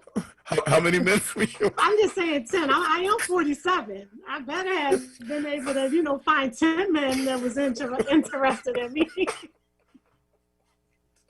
I know you keep thinking I'm this little young chick, but I am 47. Okay, all right, 47. So if you were to put these men side by side, none of them would come to the table with the same things. Now, I get it. You do have women out there that have this long, ridiculous list of things that they need. I'm not one of those people. I go off of energy. I go off how the person makes me feel. And I'm a 50-50 type of person because I don't feel as though someone has to take care of me. Okay. There it is. I mean, I don't have a problem paying half or, I'm not paying, all the time for you. I'm not a sugar mama, but, Oh, what a great show this is. Let's continue on. 215-634-8065. What women wish that men understood better about women. Cynthia in Winfield. We're speaking with Taima Sanchez. Kendall's nearby in case all of us go astray. Welcome to the show, Cynthia. Hi, this is a hot topic here. Sizzling. I want to add this. To the gentleman, the question, I'm with the young lady. I'm not competing with any other woman. And I'm in my 60s, okay? And I know I got it going on, okay? Ladies and gentlemen. So it's not about competing. I don't care if it's 1 to 20. I'm not going to compete with any other woman for a man. I have a lot to offer this man or these men. I don't think he was saying compete against other women. I think he was saying recognizing that just as you say, as a woman, I have value, therefore, you have to bring certain elements and accoutrements to the table so that you can be worthy of this value, that women have to have that too. I'm getting looks from both of these women, Kendall and Taima, as if to say, you need to shut up while you, because we will take your show and leave you on the street. But I don't think, Cynthia, he's saying that you're competing against other women. He did say that, though. He's saying Oh, he that did? he's saying Oh, that. well, Mike, you're on your own now, brother. Understand that we need to compete for men because of the odds. That's what I heard him say. The sisters, did you hear him saying that? Yes, we did. Kendall, did you? Yes, ma'am. Yes, I did. Mike, Mike, I'm an old head. Okay. So why do Cynthia, you think my hand started shaking? Like, no, he didn't. I was like, I need my meeting to end. I wanted to add that. Kendall came in with her gloves on. She was like, Don't make me jump in here. Eric, you back? I think that's a typical response from a egotistical man. Elizabeth, this the big one. This is the big one, Elizabeth. I think it was just. See, okay. Listen now. Okay. It's going to get better. I don't know if we're going to say anything else now. Well, now, okay. Thank you for that. Cynthia says she's 60. She got it going on. She's in her 60s. Taima's in her 40s. Kendall's in her 20s. And do you ladies feel as though at times men establish a construct where you are competing against other women for their affections? Have you seen that in men in your relationships? The Bachelor. I haven't. Okay. Again, maybe just because of the way I, carry myself. If I get that type of energy, the door right there. Like my dad always told me, there's live fish in the sea. And the last thing you're going to do is stress over no man. But you ain't trying to, this ain't about, tuna. This is about the man. So, Kendall, I mean, you're younger. Have you seen that or felt that? Have you ever felt the times that men, and basically what I'm saying is men need to understand, don't set up a paradigm where you feel like you have to compete against other suitors for their affection. Have you felt as though men do that? I've seen it. I've never personally experienced it. Oh, go ahead. Talk. So I know that it exists. I know that it is an issue that is out there, but I've never felt the need to compete with any woman. And I agree with that. I was taught the same types of lessons from strong women in my family as well. You can do bad all by yourself before you need to compete with somebody. So I definitely feel that. And I think, honestly, it's kind of ridiculous for women to feel like they need to compete for a man. If that's the case, and I've never, again, been in that situation, but if I feel like I'm about to be in that situation, you got it. Peace and love to you. I'm out. I don't feel the need for that. And Nick, I think what you're not understanding is because when you allow yourself to be put in that type of situation with that type of man, nothing you do is ever going to satisfy him. When you have a man that makes you that has you on this scale with another woman, with an ex, or even with a future one, you're never going to make that person happy. So it's a no-win situation. It's when you're so the upshot, and then we'll take a quick break, and that is this. If a man creates a scenario where a woman feels as though she is competing for his affections against another person, it comes a no-win situation because after a while the woman realizes she'll never win anyway. It's no win. If she does win, mark my words, as that relationship goes forward, she's always going to have an insecurity of, am I going to be the next one on this scale with someone else? Someone else. There'll always be some other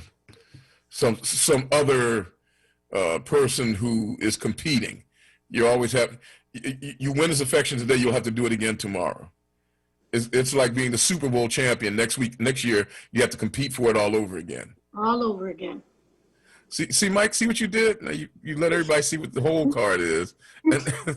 And now I want you to know, you had two women now telling you that, none of this here is coming your way. No, remember it was 3, because Cynthia said, I'm 60.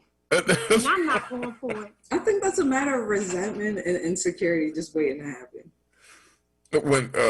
Okay, all right. Well, ladies and gentlemen, we've got two people who are used to communicating, and one communicating on behalf of people in the world of politics and governance. That is Kendall Alexander, and Taima Sanchez communicates on behalf of women as an advocate for them, as the director of Pink Soldiers and the CEO and founder of Girl Teeny. We'll come back and continue this conversation. Cynthia just communicates on behalf of her 60-year-old fine self. We'll come back and keep talking with our ladies after this break. Stay with us. Now, a traffic update on WURD Radio. We've got some issues on 95 this afternoon. Northbound side of 95, disabled vehicle between Allegheny Avenue and the Betsy Ross Bridge, blocking the right lane. The area is jammed. 95 southbound, meantime, has delays through the construction zone, Common Avenue to Bridge. And some issues on 95 in Wilmington, Delaware. Northbound side, we have an accident within the construction zone here between 295 and 202. The crash is at Route 4, and it's blocking the left lane. Elsewhere, back on the PA side, Plymouth Meeting, Blue Route northbound, the off-ramp to Plymouth Meeting, that's shut down because of a sinkhole. Delays on the Boulevard northbound, Schuylkill to Broad Street. Schuylkill eastbound jams Montgomery Drive out to University Avenue. Report brought to you by Liberty Mutual Insurance, where you only pay for what you need. Nobody should have to pay for one-size-fits-all insurance. Liberty Mutual customizes your insurance so you only pay for what you need. Customize and save with Liberty Mutual Insurance. And for more traffic information, just log on to sigalert.com. I'm Jason Lee with your Philadelphia area traffic.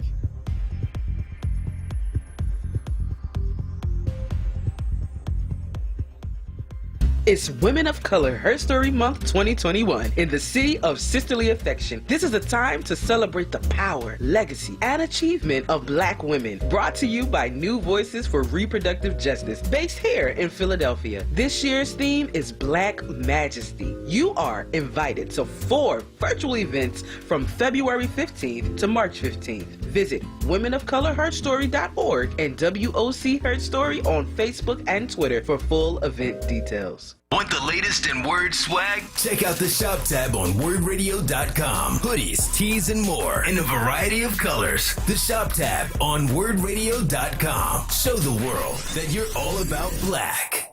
Talk Media. Now, a WURD weather update. Here's NBC 10 First Alert meteorologist Crystal Cly. Good afternoon. Those winds will start to crank up as we go into this evening, and especially overnight, where gusts 40 to 50 miles per hour are possible. Those strong winds will make it feel much colder than it actually is. The low temperature tonight, 24 into your Tuesday morning, with wind chills feeling more like the teens. 39 is the high on your Tuesday. Wind chills in the upper 20s and low 30s. Plenty of sunshine and still breezy through the afternoon. We do warm up, though, on Wednesday. The forecast high is 55 and mostly sunny. I'm NBC 10 First Alert meteorologist Crystal Cly with your most accurate forecast. Count on it. WURD TV. We're streaming live video of this conversation right now. Tune in on YouTube at onWURD or on Facebook at WURD. WURD TV. Black Talk Media. You're listening to Evening Words, hosted by Nick Taliaferro, exclusively on WURD Radio, 96.1 FM and 900 AM WURD. Lord have mercy. Mike, I don't know. Mike, we've never met. I don't think I know you, man. But look, you need to call back and let Eric know, because it has been suggested that maybe Mike might be alone at this time. And I said, I think Mike got it going all sorts of on. But call back and let Eric know because Mike already called back and said, when it comes to competition, he said that Tom Brady has 7 Super Bowls. And Eric and I think we quickly got what he said. He was trying to say the competition sharpens you and makes you better. I believe that's what Mike was saying. But the ladies, Taima and Kendall, said, they both did the opposite neck roll thing. They went in two different directions, creating a vortex of insolence that I had never seen before. All right, now that we talked about what women wish that men knew or understood better about them, give me some of the qualifications that make for a, quote, decent man, unquote, as we start this Women's History Month. Here are some of the qualifications. Kendall, you know, you've been in a meeting. We'll let it start with you from the younger set first. And if we need help, we'll go to Cynthia and Winfield. But I was gonna say, how many qualities do you want here? give me the top three that a young lady your age are looking, when you're looking at a guy, you know, top three. You want me to play some Jeopardy music for you? Top three, I would say communication for sure. Okay, that was the first thing that Dr. Boateng made mention of. And that means for me, that's overall listening and being able to talk. Time it was up. Time it talking about that, being able to listen and check in and say, "Are you okay?" You know, just type it on the cell phone in the car. Baby, I see you over there quiet. The ability to learn from others. Ability to learn, but not to be so arrogant and high-minded that you can't take lessons from others. Okay, that's humility. That's okay, humility. Yeah, a little humility.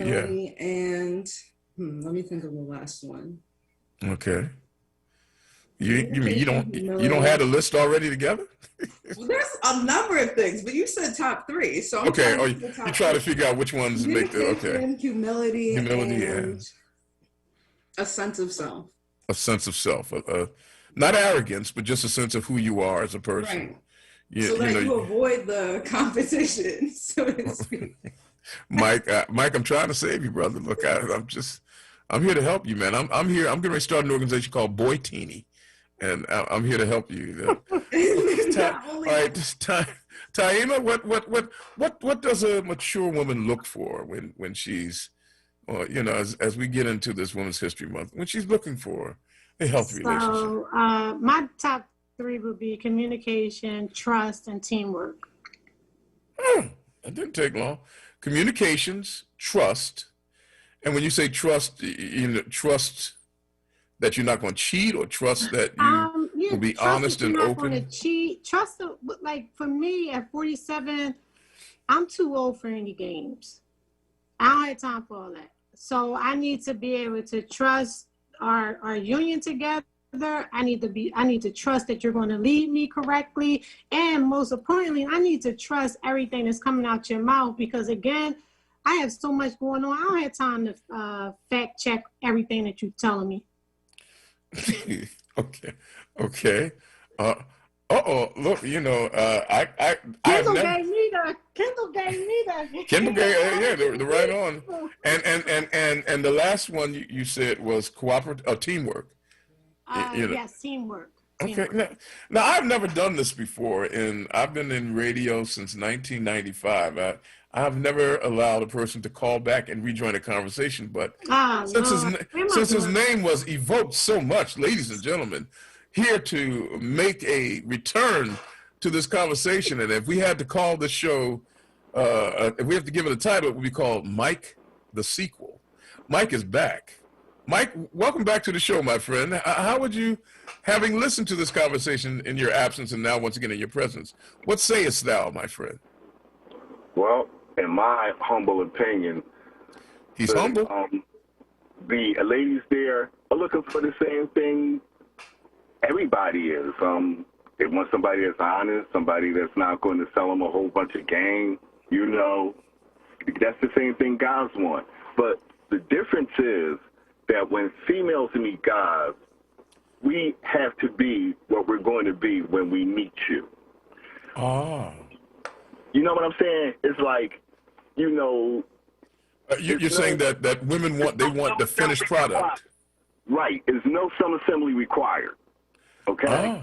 Oh, okay. And it's like, well, you know, if you're not that, then you're less than, especially if you're with somebody that's making about 78, 79 grand, and what, you only making 50, it's like, you didn't get your advanced degree, and well, you know, maybe I'm revealing about something about myself, but yeah. Are you saying now? Are you saying, Mike, that there are some, because of certain feelings of incompleteness, that at times you feel a little insecure with certain women, or? No, because at the end of the day, you know, it's a conversation for starters, and as long as I can communicate on your level, I think I'll be okay, no matter what income stream you earn. I mean, but then, just like Dad said, every fish got to play in his pond, son. So. Well, the timer said there's a whole bunch of fish in that pond. I don't know how we went from dating to fish, but I feel it's all the same thing. It's all the same Nick, thing. can you ask him how old he is?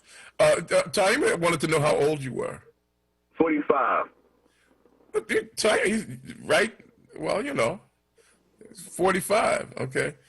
Well, no, because the way he was speaking, he speaks as a younger man going through stuff. I would think about 45, you know, he would have been through some stuff and he will understand, like, some of the stuff he's saying, I would expect that maybe from a 20 or 30-year-old, not someone that's 45.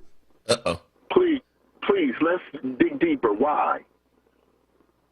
Because for me, I'm 47. So at 47, I understand that the list that I had in my 20s and 30s was unrealistic.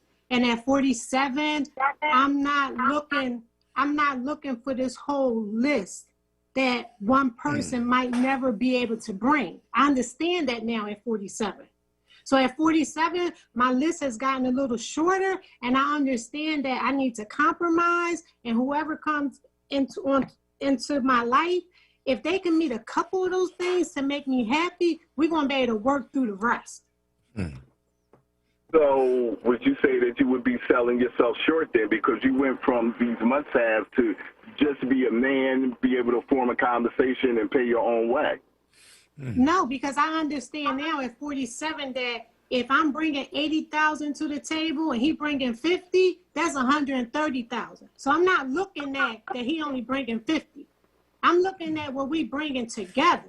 And if he can manage that money, that 130,000 can take us a long way, because I just need to be comfortable. Welcome to the WURD math class, where we are learning. Kendall wanted to add something, Mike, to this. This is an interesting course that we have taken.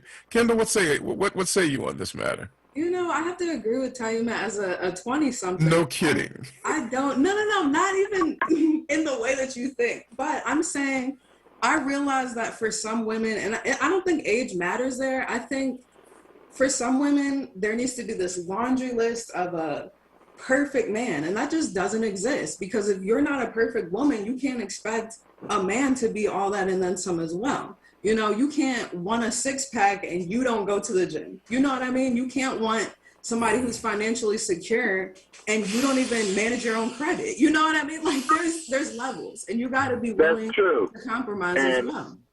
I like to add to that is that what a lot of guys don't realize is that once you get out here and start dealing with these females, is that you're dealing with females that have father issues. So if she had father issues, it's going to be problems. And sometimes we deal with men that got mommy issues. That's exactly right. You know, it's not just a woman-man thing. And also, I'd appreciate it if you said women instead of females. Okay. Well, ladies and gentlemen, I got to tell you. This episode is over, man. And look, and as let me just tell you from the Nick Talaferro perspective, who needs a six-pack when you got a whole keg? No.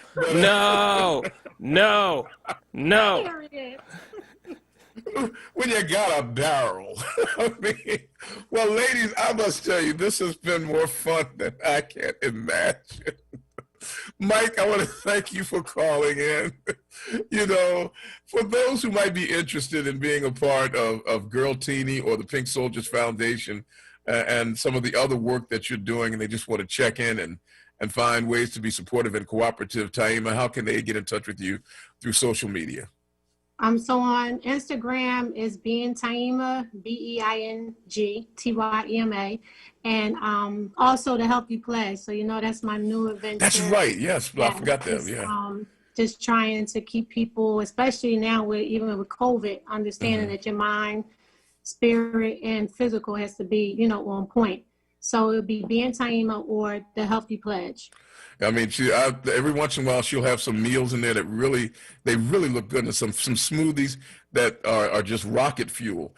Kendall, I know that you are working for the Pennsylvania Board of Education, so I know that you don't want people bothering you at work, but is there anything else that you might wish to share about the Kendall Alexander experience? Sure. So I have started a YouTube series. So if you want to check that out, feel free. It's called Drunken Lit. So we're starting. It's called what? It's Drunken Lit, and it's a excuse the background noise. It's a show where we live it and talk about literature. So feel free to follow it on YouTube. Yeah, that's nice. I was going to say. And then on my social media, you can follow me on IG at Steezy K Breezy. STEEZIEKBREEZIE. Well, Kendall ladies, has all of the nice little word labels going on. She be quiet though. She's sharp. She make Gillette razors look like dull circles. She's sharp. Taima Sanchez, Kendall Alexander, I want to thank you both for getting us started with a real fun conversation to start Women's History Month, and I look forward to having both of you back real soon. Yes, thank you for having me. Nice pleasure to meet you, Kendall. Likewise, definitely. Yeah, and I want you to know, fellas, how quickly ladies become real good friends. Don't take no time. All I need is a man to come in the room. All of a sudden, ladies is friends. All right, we're going to take a break. We'll come back, continue our conversation with Cody Anderson's niece, coming all the way from Chicago to speak with us about our beloved friend, our spiritual inspiration, Cody Anderson. It's now 3 minutes away from the hour of 6 o'clock. You're listening to 900 AM, 96.1 FM, Evening Words with Nick, and with Kendall, and with Taima, and with Mike, and with Cynthia. We'll be back after this. Hello, entrepreneurs, especially if you're in the food delivery space. CBD is one of the fastest growing health and wellness categories out today. And as it is now legal, you can expand your customer base and increase revenues per ticket by using this as a specialty food offering. CBDmealsdelivered.com is now for sale, and it would be a perfect website to integrate with your existing food delivery website. Thank you. This is not a fad for us. We will not resume our regular programming when things die down. We're not black to help our bottom line or because it's politically correct. We're not joining a fight. This has been our fight, our message, our people. Black lives have always mattered here. We are Undeniably, indefatigably, unapologetically, permanently Black Talk Media. WURD.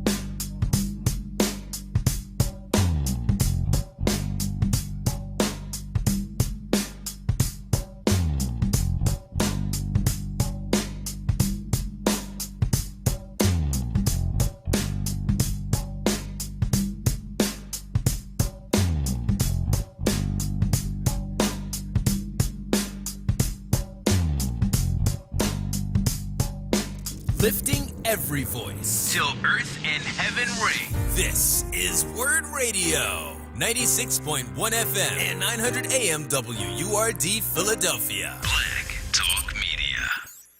WURD TV. We're streaming live video of this conversation right now. Tune in on YouTube at onWURD or on Facebook at WURD. WURD TV. Black Talk Media. Evening. You're listening to Evening Words, hosted by Nick Taliaferro, exclusively on WURD Radio, 96.1 FM and 900 AM WURD. All right, good people, bad people just as well. As you all know, we here at WURD have had our challenges over the last few years, culminating over the last fortnight when we lost Cody Anderson. We say these things and we own the experience of this loss because it is absolutely eclipsed by the privilege and the pleasure of having had Cody Anderson. Cody Anderson is a legend. Even before he died, he was a living legend, and now he lives on in our hearts. His contribution to the world of media is unrivaled in the city of Philadelphia, but more than that, it is also unrivaled in his home city of Chicago, because there's someone in the city of Chicago who reflected the kind of excellence, skill, expertise, and commitment in the world of media that we have come to associate with W. Cody Anderson. She has been a well-known fixture in Chicago radio for more than 2 decades, where her voice was heard embracing and ushering in R&B and smooth jazz, and now she has moved into the world of publicity. Please make welcome the niece of W. Cody Anderson, Denise Jordan Walker. Denise, thank you so much for joining us, and welcome to your home away from home. Thank you, Nick. It's good to be here. I wish we could have met under better circumstances, but thank you for having me. The pleasure is absolutely mine, and I want you to know, as I said to you in writing previously, and that is all of us are envious of you for having had the privilege and the opportunity to be not only someone close to Cody, but somebody who is family. Tell us a little bit about Cody Anderson, who is Uncle Cody. Yes, and that is my name, Uncle Cody, and I am Denny. I'm Denny to Uncle Cody. Okay. But, Uncle Cody was like a father figure to me. So he was like super cool, the best uncle ever. Literally, I started out going with my cousins every summer. I think I mentioned this. We would come to Philly, and Uncle Cody always had us around WDAS, you know, when he worked in radio at DAS. And, right. And it stuck to me, just like it did my cousin Bill. It stuck to me. You know, and I would look forward to that and being around the radio and growing up and seeing, like, really cool things. Like, I never knew Uncle Grover all those years and I didn't know that was Grover Washington Jr. So I got in smooth jazz myself, and I'm like, wait. Uncle Grover? Was Grover Washington? You know, different things like that. Like, my cousins would call, you know, Uncle Kenny, Uncle Leon, and I'm like, wait. Uncle Kenny, Uncle Leon. That was Kenny, Gamble, Leon, huh?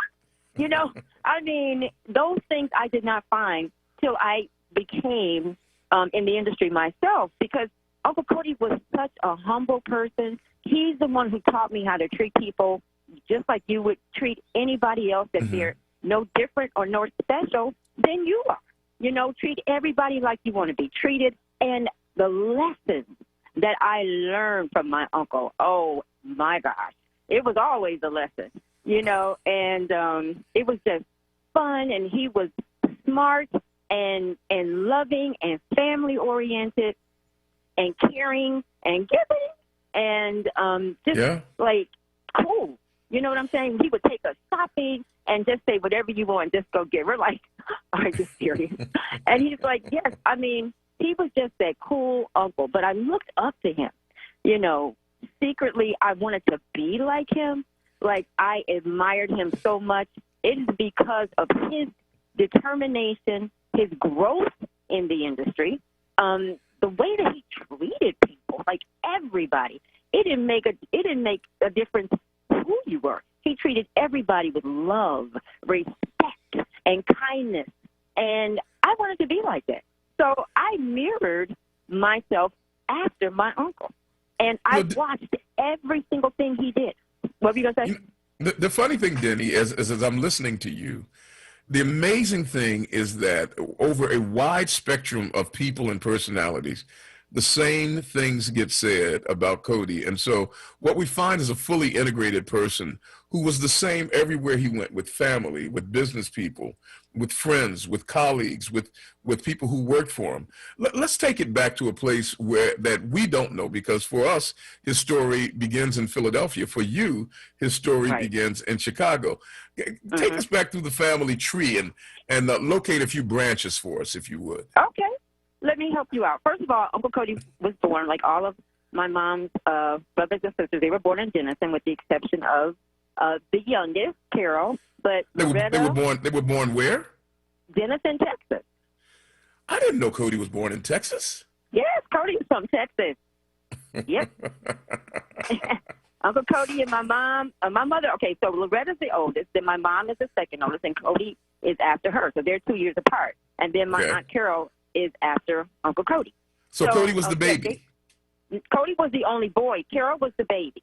Oh, okay. Got you. All right. So it's Loretta, my mother, Barbara, Cody, and then Carol. And then Carol. Okay. Mm-hmm. So Carol was the baby. And they were, so Aunt Loretta, Loretta, my mom, and Uncle Cody were all born in Denison, Texas. And then Auntie Carol was born in Detroit. Yep. Okay. And so they moved from, my granddad and grandma, they migrated from Texas to Chicago like in the late 40s. And my mother tells me they did it because my mom had allergies and was having a real hard time adjusting to the climate. So my granddad moved them to Chicago, and that's where they came here, and they were born and raised. I mean, they were raised here. Went to high school here. Uncle Cody went to Carver High School. But I got to tell you something. But this is the thing that you got to know about my granddad, Uncle Cody's dad, my mom, their dad. That was my inspiration, and I know Uncle Cody got that inspiration for him because my grandfather, just so you know, this is where Uncle Cody had to have gotten it from. When they migrated up here, he couldn't find a job. He could not locate a job. He had 4 kids, a wife, and he wrote a letter to President Roosevelt saying that my granddad wrote a letter to President Roosevelt saying, look, President Roosevelt, I'm trying to find a job. I'm an honest man. I don't cheat. I don't steal. I just want to take care of my family. To make a long story short, President Roosevelt called Ford Motor Company and his people. They sent a letter back to my granddad, and they contacted Ford, and my grandfather was hired at Ford Motor Company from President Roosevelt. That's extraordinary. And that's an extraordinary story. Yes. And to know that was in my lineage, that had to inspire Uncle Cody. And let me tell you, Uncle Cody was just like my granddad. My grandfather was like the best grandfather ever. And Uncle Cody was the best uncle ever because he was like the grandfather. Wow. What part of Chicago? What part of Chicago did the family come up in? South side. South side? I thought so. Okay. South side, yes. South side. South side. Yeah. So when the family got to Chicago, they first lived in the 50s, like around 50th and King Drive, which was popping back then. It's now called Bronzeville. And they stayed with my grandfather's relative for a while, and then they purchased or they rented a home a townhome in a new project of public housing development called Altgeld Gardens. Oh, and I'm very familiar with Altgeld. Yeah. Yeah, with the garden, and we call it the Gardens, in Chicago. So they lived in the Gardens, and that is where things flourished. They all went to Carver High School, with the exception of my aunt, but they went to Carver High School, and that's where Uncle Cody became Uncle Cody. I mean, he was a basketball star, baseball star. He literally was about to get, they wanted to draft him for baseball, and my mom told us, it's just so many stories of the family, and he was a jokester and always was able to get off the hook because he was my grandparents' only son, so he got away with everything. I mean, everything. And my mother and my aunt told me the story of one time my aunt was dating, and Uncle Cody was at the top of the stairs trying to eavesdrop on them dating, and he had his pajamas on. He slipped and fell all the way down the steps. And she's like, Cody! That's just one story, you know, but it's so many funny stories like that, because he was hilarious, comical, always made them laugh. And my grandmother, that was just her son. She just loved him, and so did my granddad. But Uncle Cody used to play basketball at Carver High School as well. Yeah, we knew he was an athlete, yeah. Oh, heck yeah. But my grandfather was the custodian. He was the janitor for Carver High School. So Granddad would let all of them come in and play ball after it was over. He would open the gym so that Uncle Cody and his friends and other people that grew up to be major NBA players could practice in the gym when the school was closed. Wow. Yep, and everybody loved him. Everybody loved my granddad, and they loved Uncle Cody. So now, how does Chicago get transplanted and become Philadelphia? Okay, so Uncle Cody graduated from Carver, and then he went to Central State University. Okay, and his sisters were sending him all kinds of, you know, baskets and supporting their brother. You know how you send goodies to college kids when they're away at school, and they were so proud of him, and he was away, and they would go and support him at his games and his basketball games, and whenever they would have games, the family would drive up and see him play at Central State. But while at Central State, that's where he met his wife, you know, Auntie Berta, you know, and they met. To make a long story short, they dated during, you know, college, and after college, they got married, moved back to Chicago on the South Side, and Uncle Cody became a teacher for a while. And then Auntie Berna, I guess they decided that, because she's the only child, and I guess she wanted to go back to Philly. She might have been homesick. So that's when they, after living here for a couple of years after college graduation, they packed up the bags and they moved to Philadelphia. And Uncle Cody, you know, and that's how it started. He started working with, he was supposed to go there to work with, I think, Auntie Berna's father with his pharmaceutical company, but in sales. So he started out in sales, and he just worked his way up from there. Wow, for those of you who are just joining us, we have the privilege and the pleasure of being in the company of Cody Anderson's niece, Denny Jordan Walker. And she's giving us just some backstory about a man that we all knew and we all loved, and now we're knowing him more. And with all that she's sharing, we're loving him more as well. So here comes Denny, Denny Jordan Walker. She's Chicago bred. Jordan Walker. But Uncle Cody their family calls me Denny, so. You know, your uncle was known for giving people new names. I mean, he was known for that. So now, your first trip to Philadelphia, when did it happen, and what was your first impression?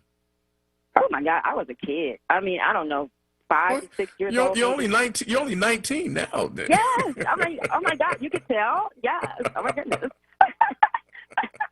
But no, my first trip there, we were really young, and we would go every summer. And my aunt would drive us up there, and they would drop us off, and then my aunt and uncle would go and travel to go some other destination, and we would stay a week or two with my aunt and uncle and my cousins, you know, Billy and Kyle. So at that time, you know, we started going at a young age, literally all the time. And it was we just looked forward to that. And it was great. I mean, Uncle Cody was Uncle Cody, but he was fun Uncle Cody. You know, we all admired Uncle Cody. You know, I can remember this one story. This is a true story. We were all in the car. It was Uncle Cody, Uncle Cody, Auntie Bernie. It was Billy and Kyle and myself and my other two cousins. We were up for the summer. And we were listening to WGAS, and we were all in the car. And so we all decided to pretend like we were on the radio. I don't know if it was Butter or Mimi. I don't know who was on the air. It might have been Butter. But we all decided to pretend like we were on the radio, right? So first my cousins, you know, they all started up and everything. And this is a true story. And I am not kidding. When it came to my turn, Uncle Cody said, dang, girl. He didn't say dang. He said the other word. You sound like you should be on the radio for real. And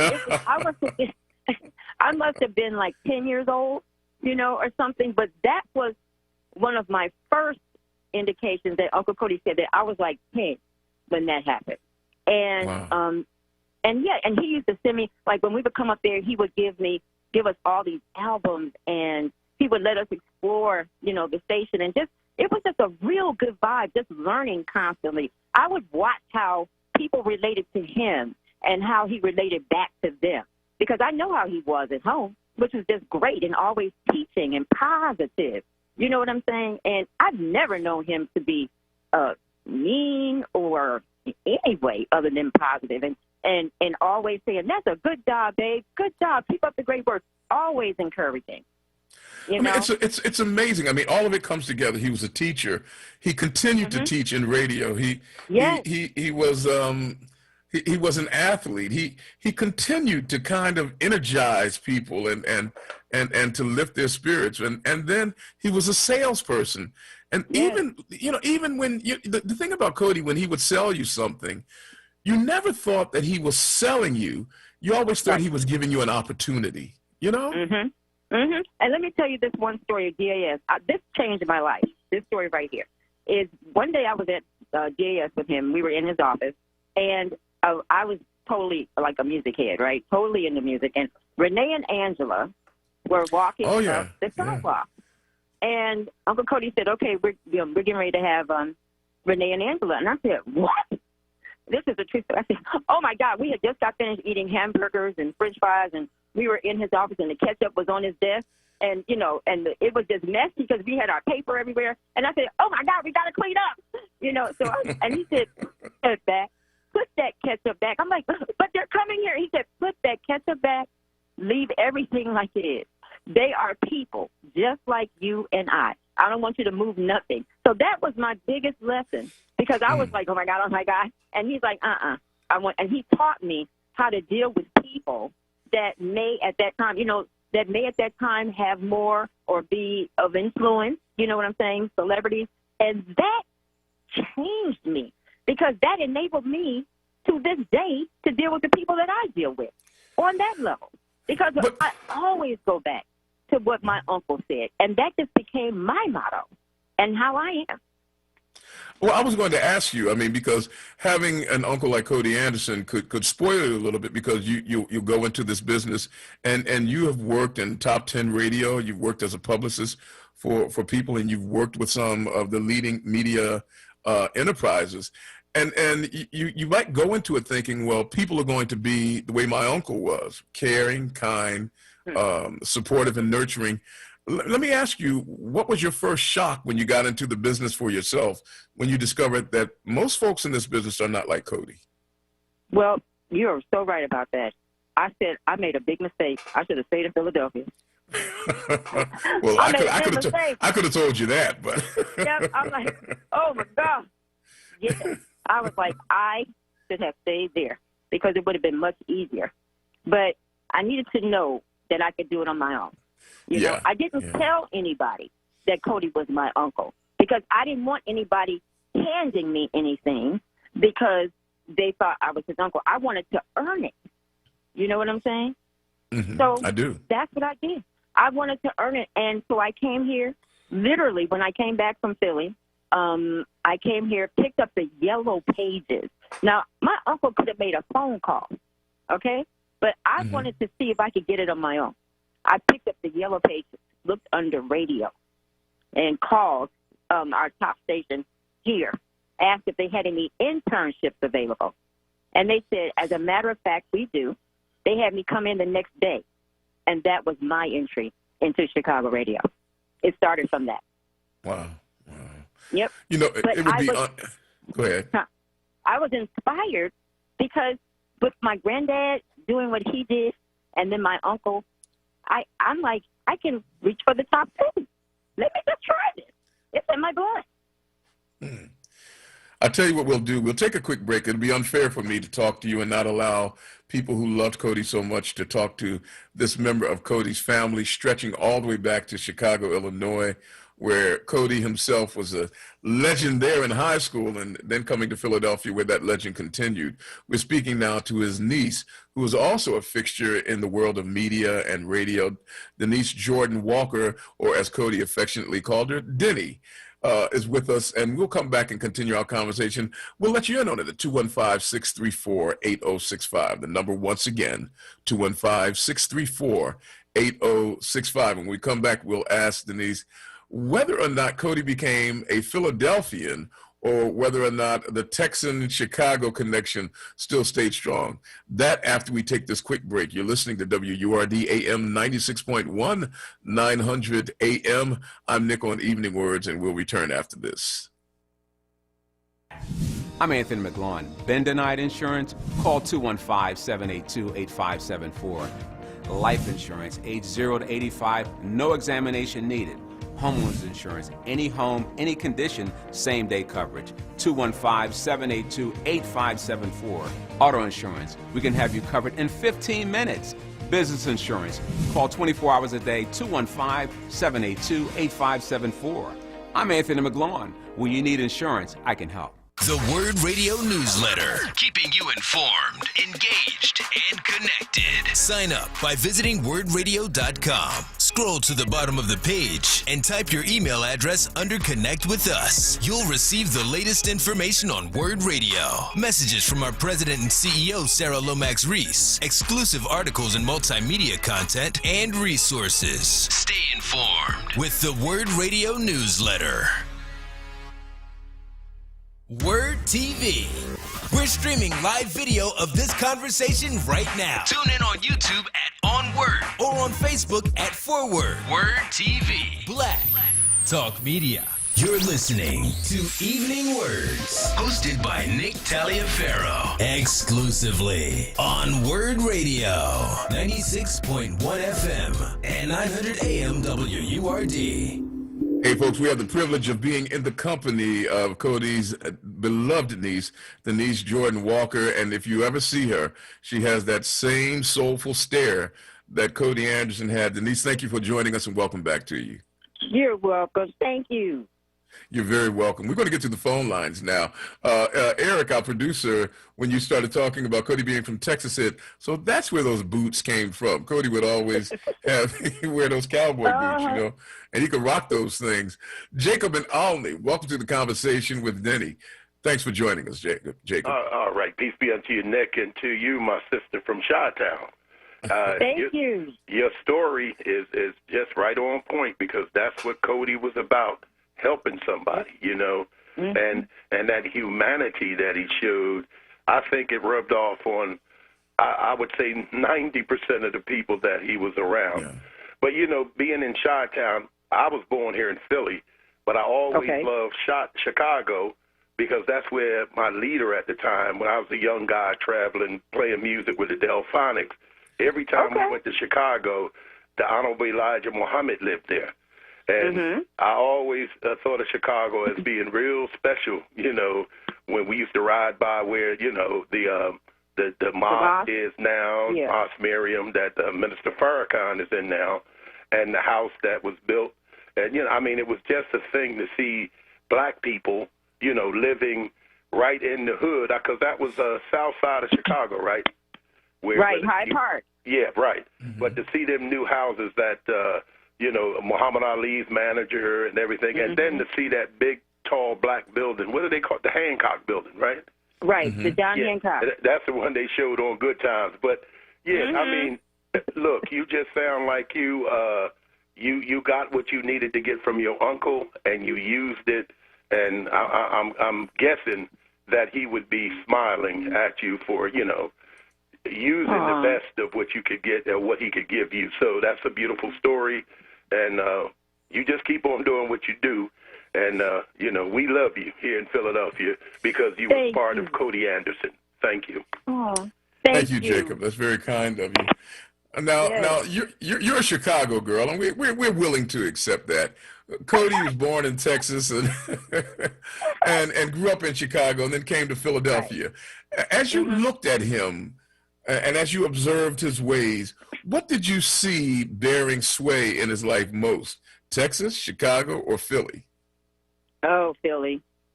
Because you know why? I would say, Uncle Cody, say Pop. You know, we call Pop. We call Pop, and in the Midwest it's Pop. And I would make him, I'd say Pop. And he's like, no, it's soda. I'm like, no, it's pop. And so we would always get into this thing about pop. And when I stayed there, because I lived with them for about a year, with my cousins and my Uncle Cody and Auntie Verna. Okay. And I would literally go to the stores and say, yes, I'd like to get a orange pop. And they're like, a what? Like an orange pop?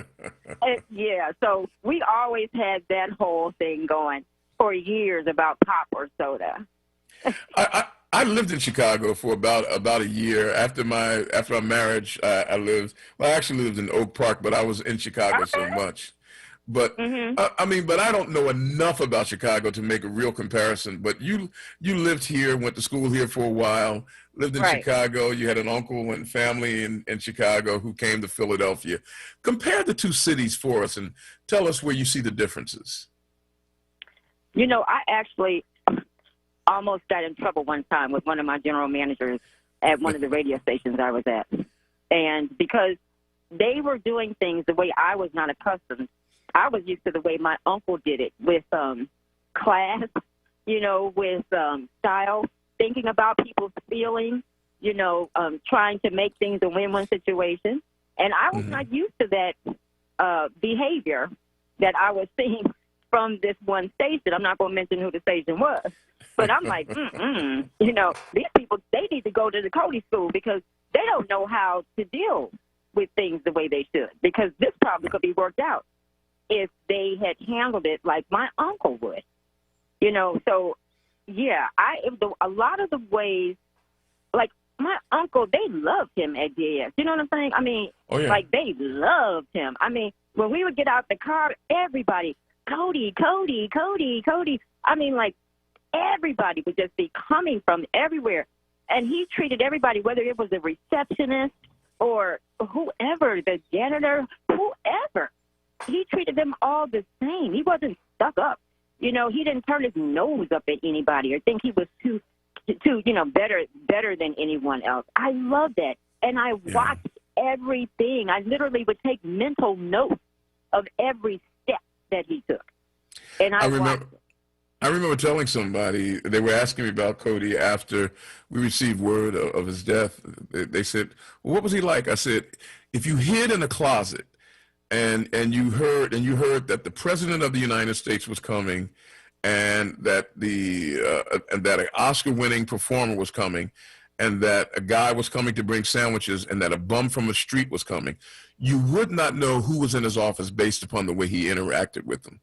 The only way you would know is if you look, because he treated everybody just like they were worthy of his time and worthy of his patience and his caring. Yep, that's right. How is your family doing? How's the family, you know, handling this? I mean, we're in this pandemic age where we can't be close to each other the way we normally are. How are you guys making out? Well, I had to get myself together before I got on this call, just so you know. I believe you. Yeah. And my family, we're close. I mean, that's my mom and her sisters, that's their baby brother and their older brother. They would literally talk 2 or 3 times a week on group conversations. They would listen to him every Saturday on his show. Literally waking up every Saturday and listen. Then they would talk about it and laugh and kid each other during the week, talking and doing a recap of the show. So my cousins and I, you know, my cousin Kevin, Karen, Dana, all of us, let me tell you, we loved Uncle Cody. I mean, oh, my God, our kids love Uncle Cody. So trust me, there is a void. I did a Facebook post about my uncle, and literally it was so hard to do that because it was like, number one, I couldn't even believe I was even doing that because I had just on the Facebook post asking people to listen to the beautiful production that you guys did honoring him. Yeah. And then right on top of that, I have to put that? And I'm like, you have got to be kidding me. So, you know, my family has, my mom and my aunts are really trying to be there for each other, but it's hard for them to believe that's their brother, their only brother, and it's hard for all of us to believe. You know, we're trying to be there for my family in Philly, too, my aunt and my cousins. And I know they're probably proud of me because I'm trying to send them funny TikToks to make them laugh, you know, just to bring some laughter to the situation because, I mean, it's hard to deal with, you know. Let me tell you, the first couple of days back on air, I mean, I literally was minutes away from calling and saying, I can't do the show today. Let's get a couple of more calls for you so that we can embrace you a little bit more with some Philly love. Keith in North Philadelphia, we're speaking with cousin and niece Denny from Chicago of Cody Anderson. Welcome to the show, Keith. How you doing, Nick? Denny, you have my deepest condolences. You know, I'm one of the new ward leaders in the city of Philadelphia in the Strawberry Mansion area. When I first encountered your uncle, you know, your uncle was, and I don't have to, like, you know what I mean, think to the choir, because we all know, or I just want to say, if Denzel Washington came out, or Lawrence Fishburne in this city, man, Cody was just as big as a celebrity in this city as anybody else. I mean, and one thing about Cody that's different from a lot of people, he knew when you wanted his attention, that you knew that he knew we were saying in our minds that that's Cody, and he would make his way over to you. Some kind of way, no matter with the crowd, he's shaking hands all the way through the crowd. He would make, you know, you feel like you knew him. And then once you got a chance to know him, and you like was in his circle a few times, he always remembered you. Like this, he was that a is true. guy. We're gonna miss him. It's like, you know, you have people that will succeed him, but like God, I think gave us the best first. Like even through the music, and these institutions and people like at that stature, man, can't be replaced. Well said, Keith. Keith, that's very kind of you. You know, Denny, if there's one thing that is really making people almost as sad as the loss itself, is that people are beginning to realize something. Cody had the amazing ability to make everybody feel like they were the most special person on earth. But now that everybody's calling in and saying that they had the same experience, people are saying, hey, wait a minute. Look, wait a minute. I wasn't his one and only. I know. Can I do me a favor? Can you ask everybody to pray for our family for strength? You know, Denny, it would be superfluous to do that. People have been doing that, trust me, from the moment of the occurrence. Even before we lost Cody, we were praying for the family for strength. I can show you a text that I shared with Bill, and you know, and all I said to him was praying for your family's strength. This was last Saturday night before last. Let's go to our final call for our guest, Lynn in Darby. Thank you for joining us, and welcome to the conversation with Denise Jordan Walker. Hey, good afternoon, and good evening, Denise. What's the big deal? Everybody's taking my lines what I was going to say about Cody. I'm just an average caller, and he would just make me feel so special when I called Saturday morning to Vicky and his Electric magazine, and he was such a jokester. I would always call right before Dr. Burton, and he said, "Now you know the doctor's getting ready to get on." And I said, "I know, Cody, but I just wanted to ask you one question, or you can relay the information." And he would always have a joke. And what I want to know, Denise, is anybody in the family as funny as he is? Because he is truly, truly a unique, special guy. And it's as if I knew him. He's like my Uncle Cody. And is he as funny as Nick? Nick is kind of corny sometimes, but Cody is funny. But I want to know, is anybody else in the family as funny as these two? Oh, gosh. He was hilarious. He always had my mom and her sisters and all of us cracking up laughing. I mean, he kept them. He could have been a comedian. He kept them laughing, kept them insistent. Yep. Wow. Because early in the morning, we need great laughter. And I'm praying for you, Denise. God bless you.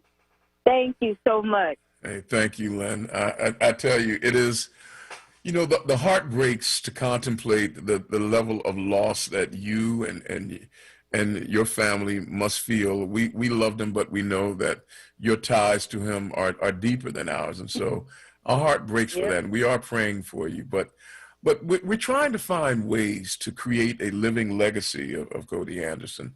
Are there any ideas that your family might have that you're kicking around? Yes.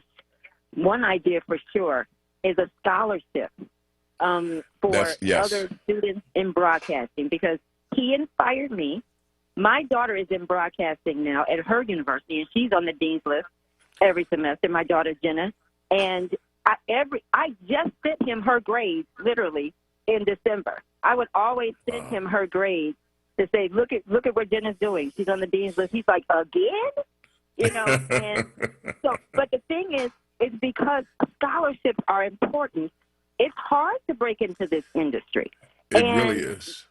You know, and I know because it's just, if we could do a scholarship in Uncle Cody's name, you know, for these universities and HBCUs, and just really for kids who just want to do broadcasting. You know, my major, I graduated from Columbia College. I came back here and went to Chicago. But my thing is, I wish there was a scholarship like that for me, for kids who want to do that, who broadcasting, television, radio, or whatever the field is. The Cody Anderson scholarship, the William Cody Anderson scholarship would be phenomenal. And I was talking to my mom about this just last week, that it just pops in my head, because that's how he inspired me. Well, it's funny you should mention that, because that was one of the things that's been kicked around on this side. You know, how do we go about establishing? Yeah, how do we go? There were two things that were mentioned. One was a scholarship, and the other one was the rebirth of the Unity Day Festival. Oh, yeah. That Cody created. Yeah. Now, I was there when he created that Unity Day. And let me tell you, I'm not going to mention the station name, but a big station in Chicago was going to do Unity Day. I called their butt out that day, because I said, whoa, my uncle owns that? You know, Unity Day was created by Cody Anderson. Hello. Don't take the credit, because you didn't do it. He did it. Okay. I made sure that, oh, yes, Denise, we know. I said, just making sure. Just making sure. What a privilege this is. Look, the door is always open. And, I mean, before we take leave of you, tell us so. I mean, because when I looked at your bio, you've worked with everybody in the business. I mean, if not through radio and television, as a publicist. I mean, what are you doing right now? I mean, where can we find your fingerprints in the industry right now? Okay. Well, I might as well tell you now. I have gone from radio. Radio was always a door opener for me. But then from radio, I went on to work with comedian Bernie Mac. Bernie was my first client as a publicist, and I represent the Bernie Mac estate and his widow to this day right now. Have mercy. I have now, I also work with the Michael Jordan Foundation, Allen Iverson Foundation. It's just so many. It's just, God has blessed me as well, because I use, again, what my grandfather did and my uncle. They taught me how to read big. Plus, I'm an only child. I don't understand the word no. So and that is like so true. I'm like, if my granddad and my uncle did it, I can do it too. So I like to reach high, and that's what I do. And so right now I'm doing film. We are about to come out with a new Bernie Mac biopic, and I'm executive producer of that movie. Yes, not only that, we're doing a Bernie Mac book, an inspirational book. We're doing, just a cartoon for Bernie Mac, and just tons of Bernie Mac projects, a Bernie Mac podcast, Bernie Mac album. So that's what I'm working on. I have crossed into television and film and more film. And when you start hearing about Bernie Mac, that's Denise Jordan Walker. You know, I saw, and look, folks, this is a scoop that you're hearing right now. I saw a photograph with you in front of a large mural of the Mac Man, and I thought that maybe you were helping to dedicate it. I didn't know to what degree you were helping to dedicate that mural. I was his personal publicist. I represented Bernie.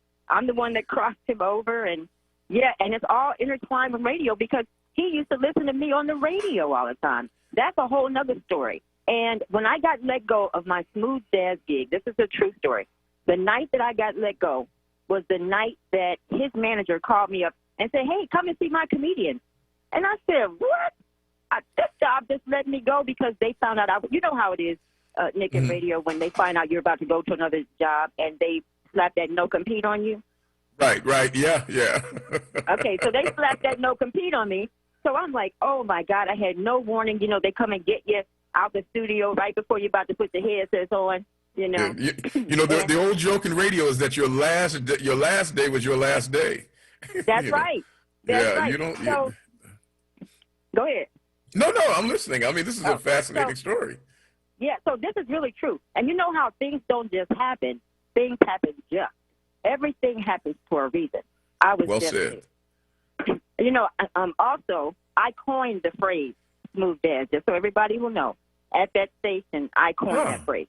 I was attached to that station, had been there for years. But when they let me go, I couldn't believe it. That night, literally the same night that they let me go, I went home and I wanted to wallow in sorrow. I was embarrassed to call and tell Uncle Cody, so I didn't tell him yet. You know, I just was embarrassed and hurt and just going through all kind of emotions. You know how it is when you aren't expecting that. So my friend called me, Bernie Mac's manager, and said, what are you doing tonight? And I said, I'm not doing too much tonight. I told her what happened. She said, girl, you need to come see my comedian. I said, what? Did you just hear what I said? I just lost my job. I don't feel like laughing. And she said, no, come on down and see my comedian. Anyway, to make a long story go short, I told her no about 20 times. She didn't listen. She said, if I don't come, she's going to come and get me and drag me out the house. So I wind up going there. I'm like, oh, my gosh. So I dragged myself out the house and dragged myself down. I was laughing so hard that night. I was the loudest one. After it was over, I was like, oh, my God, you are going to be a star. Oh, my goodness. And let me tell you. Is it true that Bernie Mac used to entertain on subways? Yeah, but let me tell you. I said, who's representing you? He said, nobody. The next day, I was hired as his publicist, and I've been with them ever since. You know, I'm feeling for you again, because here's another extraordinary talent that we lost too soon, too quickly. And I've been keeping his name and legacy alive, and I plan to do that with my uncle as well. Well, know that you have partnership here in the city of Philadelphia, and that the door is always open, and that we're looking forward to hearing from you and sharing with you and being a part of building that legacy of your uncle. Denise Jordan Walker, publicist, radio personality, and now, ladies and gentlemen, she is an impresario running in and out of filmmakers' offices. We want to thank you so much for spending time with us and sharing that extraordinary segment of life that you shared with your uncle, W. Cody Anderson. Please don't be a stranger, and we look forward to having you the next time around. Nick, you're beautiful. Thank you so much. And thank you, Philly, for supporting Uncle Cody and my family through all these years. My family thanks you. His sisters thank you. Thank you guys for everything. We love you. One love and much love to you, sis. We'll be in touch, okay? All right, Nick. Okay. You got it. That's Denise Jordan Walker, ladies and gentlemen. The stamp, the legacy of Cody, as you say, Bill Anderson, Kyle Anderson, Teresa Anderson. Most of us did not know Denise, but now we have another member of the family to add to the pantheon of people that we are supporting and praying for. Man, Cody, look, I mean, he's the gift that just keeps on giving. We'll take a quick break and then we'll come back here, and then I'll share with you a testimonial that someone shared with us online. Henry, we have not forgotten you. I'll share with others what you shared with us. Stay with us, folks. Olaniyan Adefume, author of the Book of Questions, needs your help. He is seeking out responses for an updated version of the Book of Questions Series 2. The topics of the book cover issues of religion, race, sex, economics, politics, and health. One example would be, what do you think of the Capitol riot of January 6, 2021? For more information, reach out to him directly at 215-678-3830 or email him at oadefumi@yahoo.com. Are you tired of eating the same thing day after day? Is ordering takeout starting to get a little old? If so, then give Premium Nutrition Meals a try. With Premium Nutrition Meals, you get to select new entrees each week from several different menus, all chef-crafted, freshly prepared, and delivered right to your door. Just go to PremiumNutritionMeals.com to order to earn rewards today. WURD listeners receive $10 off orders of 6 meals or more. Enter code PREMIUMWURD at checkout. Okay, Her's new fire potato chips and cheese curls, they are spicy. Whew, they're hottest snacks yet, hold on. Whew, but you know, it's not just heat. There's some nice sweet and savory stuff going on too. Ooh, there's that heat again. It burns, but it burns so tasty. Ooh, that's hot. Find Her's Fire Snacks at your store today. Whew, taste the flavor, feel the heat, break out the Her's. WURD TV. We're streaming live video of this conversation right now. Tune in on YouTube at onWURD or on Facebook at WURD. WURD TV. Black Talk Media. You're listening to Evening Words, hosted by Nick Taliaferro, exclusively on WURD Radio, 96.1 FM and 900 AM WURD. Hey, folks, it wouldn't be fair if we didn't tell you that we owe this conversation with Denny Jordan Walker to our good sister and our friend Kawesa Mathis. Kawesa, thank you so much for making the connection for us and for doing all that you do for WURD and for the people who listen. Hey, want to remind everybody that on tomorrow, I'm going to be sharing with you information about getting your vaccine for the coronavirus. I got mine on this past Friday. Now, let me tell you, there are some, when I say after effects, it's nothing, you don't get sick or anything like that, but it's your body is making an adjustment. And, you know, we all adjust differently to this thing. That's what makes this illness so unique. The fact that it seems to treat everybody in a different sort of way. But I'm telling you, if you get an opportunity to get it, and tomorrow I'll be sharing with you right here how you can get an opportunity to become vaccinated on this upcoming weekend. We want to thank the Black Doctors Coalition for the work that they're doing to make sure that people get vaccines as far as it is humanly possible.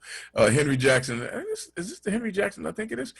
He said that he had the same experience with Cody that Denise talked about, where Denise said that when Renee and Angela were coming up to the studio, to the office, Cody said, look, you leave stuff just where it is because those folks, they're just people like everybody else.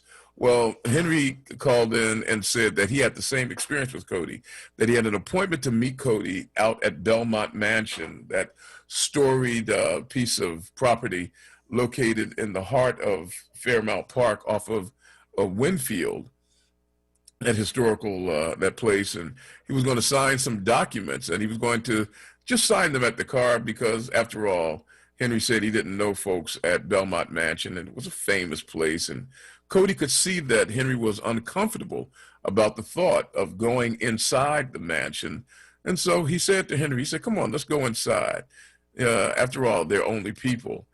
And Henry said that's the one thing and the only thing that he really remembered about the mansion for years, that Cody said, let's go inside. They're just people. And that was the effect that Cody could have on an event, that he could have on an occurrence and a place. That the thing that you remembered was not the place itself, it was the experience that you had with Cody at the place. I remember 3801 Market Street. I believe the first time I really got to know what 3801 was. I'd heard about it, but I'd had no reason to go. I'm just a poor boy from North Philadelphia. And WHAT had an event at 3801. And my first memory was not so much about the place, it was the event itself. And Cody standing at the microphone and welcoming people. I remember at Penn Memorial Church, the first time that I was there in that banquet hall, there was, for those of you who might remember it, Cody had a program that he called Brothers Rapping. And it was just a bunch of men. We'd come into a place and we'd get to talking. As a matter of fact, if I remember correctly, Cody made me sing it, that thing. We did a song, we created a song called Brothers United. We are brothers united. What can divide us? when we remember that we all are one, and though the world does us wrong, we can be strong. The brothers got it going on. I remember that song like it was yesterday. I think I wrote it. That's why I remember it. Duh. But what I remember mostly is the event and Cody shaping that event. You know, from what I can tell, listening to Denise and the work that she's going to be doing and the work that we'll be doing at the station, the legacy of Cody will burn brightly for years to come. The idea of starting a scholarship that would bear his name, that would live on in perpetuity, the idea of bringing back Unity Day that would bear his name, would allow us to have the presence of Cody Anderson with us ad infinitum. Folks, you know, we have had the presence of standing in the shadow of greatness, and standing in the shadow of that greatness has bequeathed us a strength and an energy and an insight and a power that allows us to get beyond ourselves. So even in our grief, I realize now what the Apostle Paul was saying. Even in our grief, even though we have experienced loss, the Apostle Paul used an expression that defies reason. He says, we are more than conquerors. He talked about the fact that we get it rough sometimes. In this world, we get beat up. We get left by the side of the road. We look into our bank accounts and find them empty, and we look into our souls and we find our souls empty too. And there are times when we feel as though losing would be an improvement. But the Apostle Paul leaves us with these words. He says, but in God, we are more than conquerors. Now, a conqueror means that you won the battle. How do you become more than a winner? Well, it's because in God, even your pain, even the tragedy becomes triumph.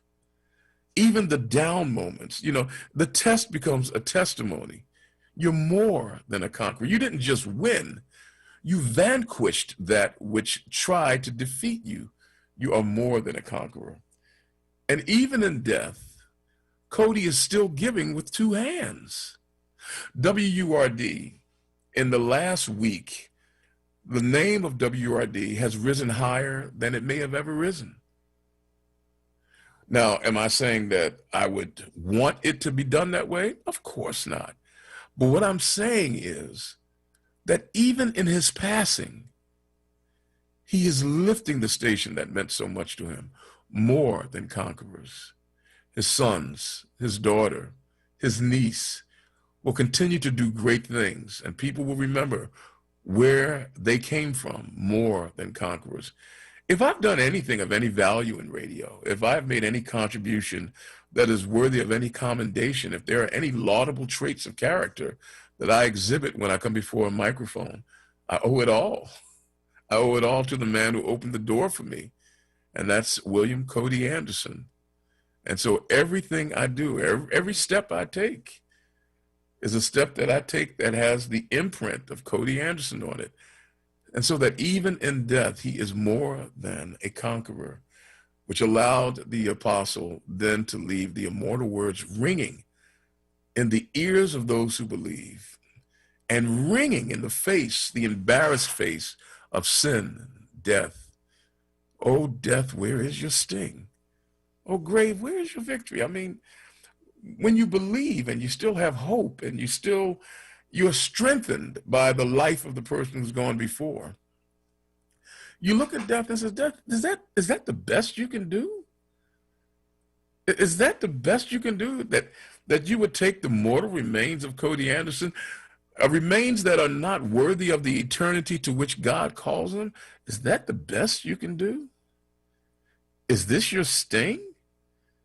That you would, in taking Cody, that you would now create a scholarship in his name, and you would now revive a day that causes Philadelphians to remember that they are connected to each other as family? Is your sting that you would allow him to continue to triumph even after the grave? The power of the resurrection is still present in him? Folks, we are more than conquerors. And in that spirit, we will carry high the name and the legacy of our friend, our brother, our inspirational leader, Cody Anderson. I want to thank Denise Jordan Walker for spending that time sharing about her family with us and about her uncle. And I want to thank my friends Kendall Alexander and Taima Sanchez for helping us to frame a conversation about what women wish that men understood better about women. That was a lot of fun. And hey, we can't help it, man. We gotta, if we're thanking them, we have got to thank also Michael for joining the conversation as well. I want to thank you for listening, for being a part of our program. And on behalf of all the good folks who make WURD the family that it is, including our producer of renown, Mr. Eric Nixon, I'm Nick Taliaferro, wishing you a great day today, a better one tomorrow, and I'll get to see you again right here on the radio. Take care, everybody. And from Linda Shields, speak his name. He will never be forgotten. And that name is the name of Cody Anderson. Take care, Lynn. Take care, family. See you tomorrow.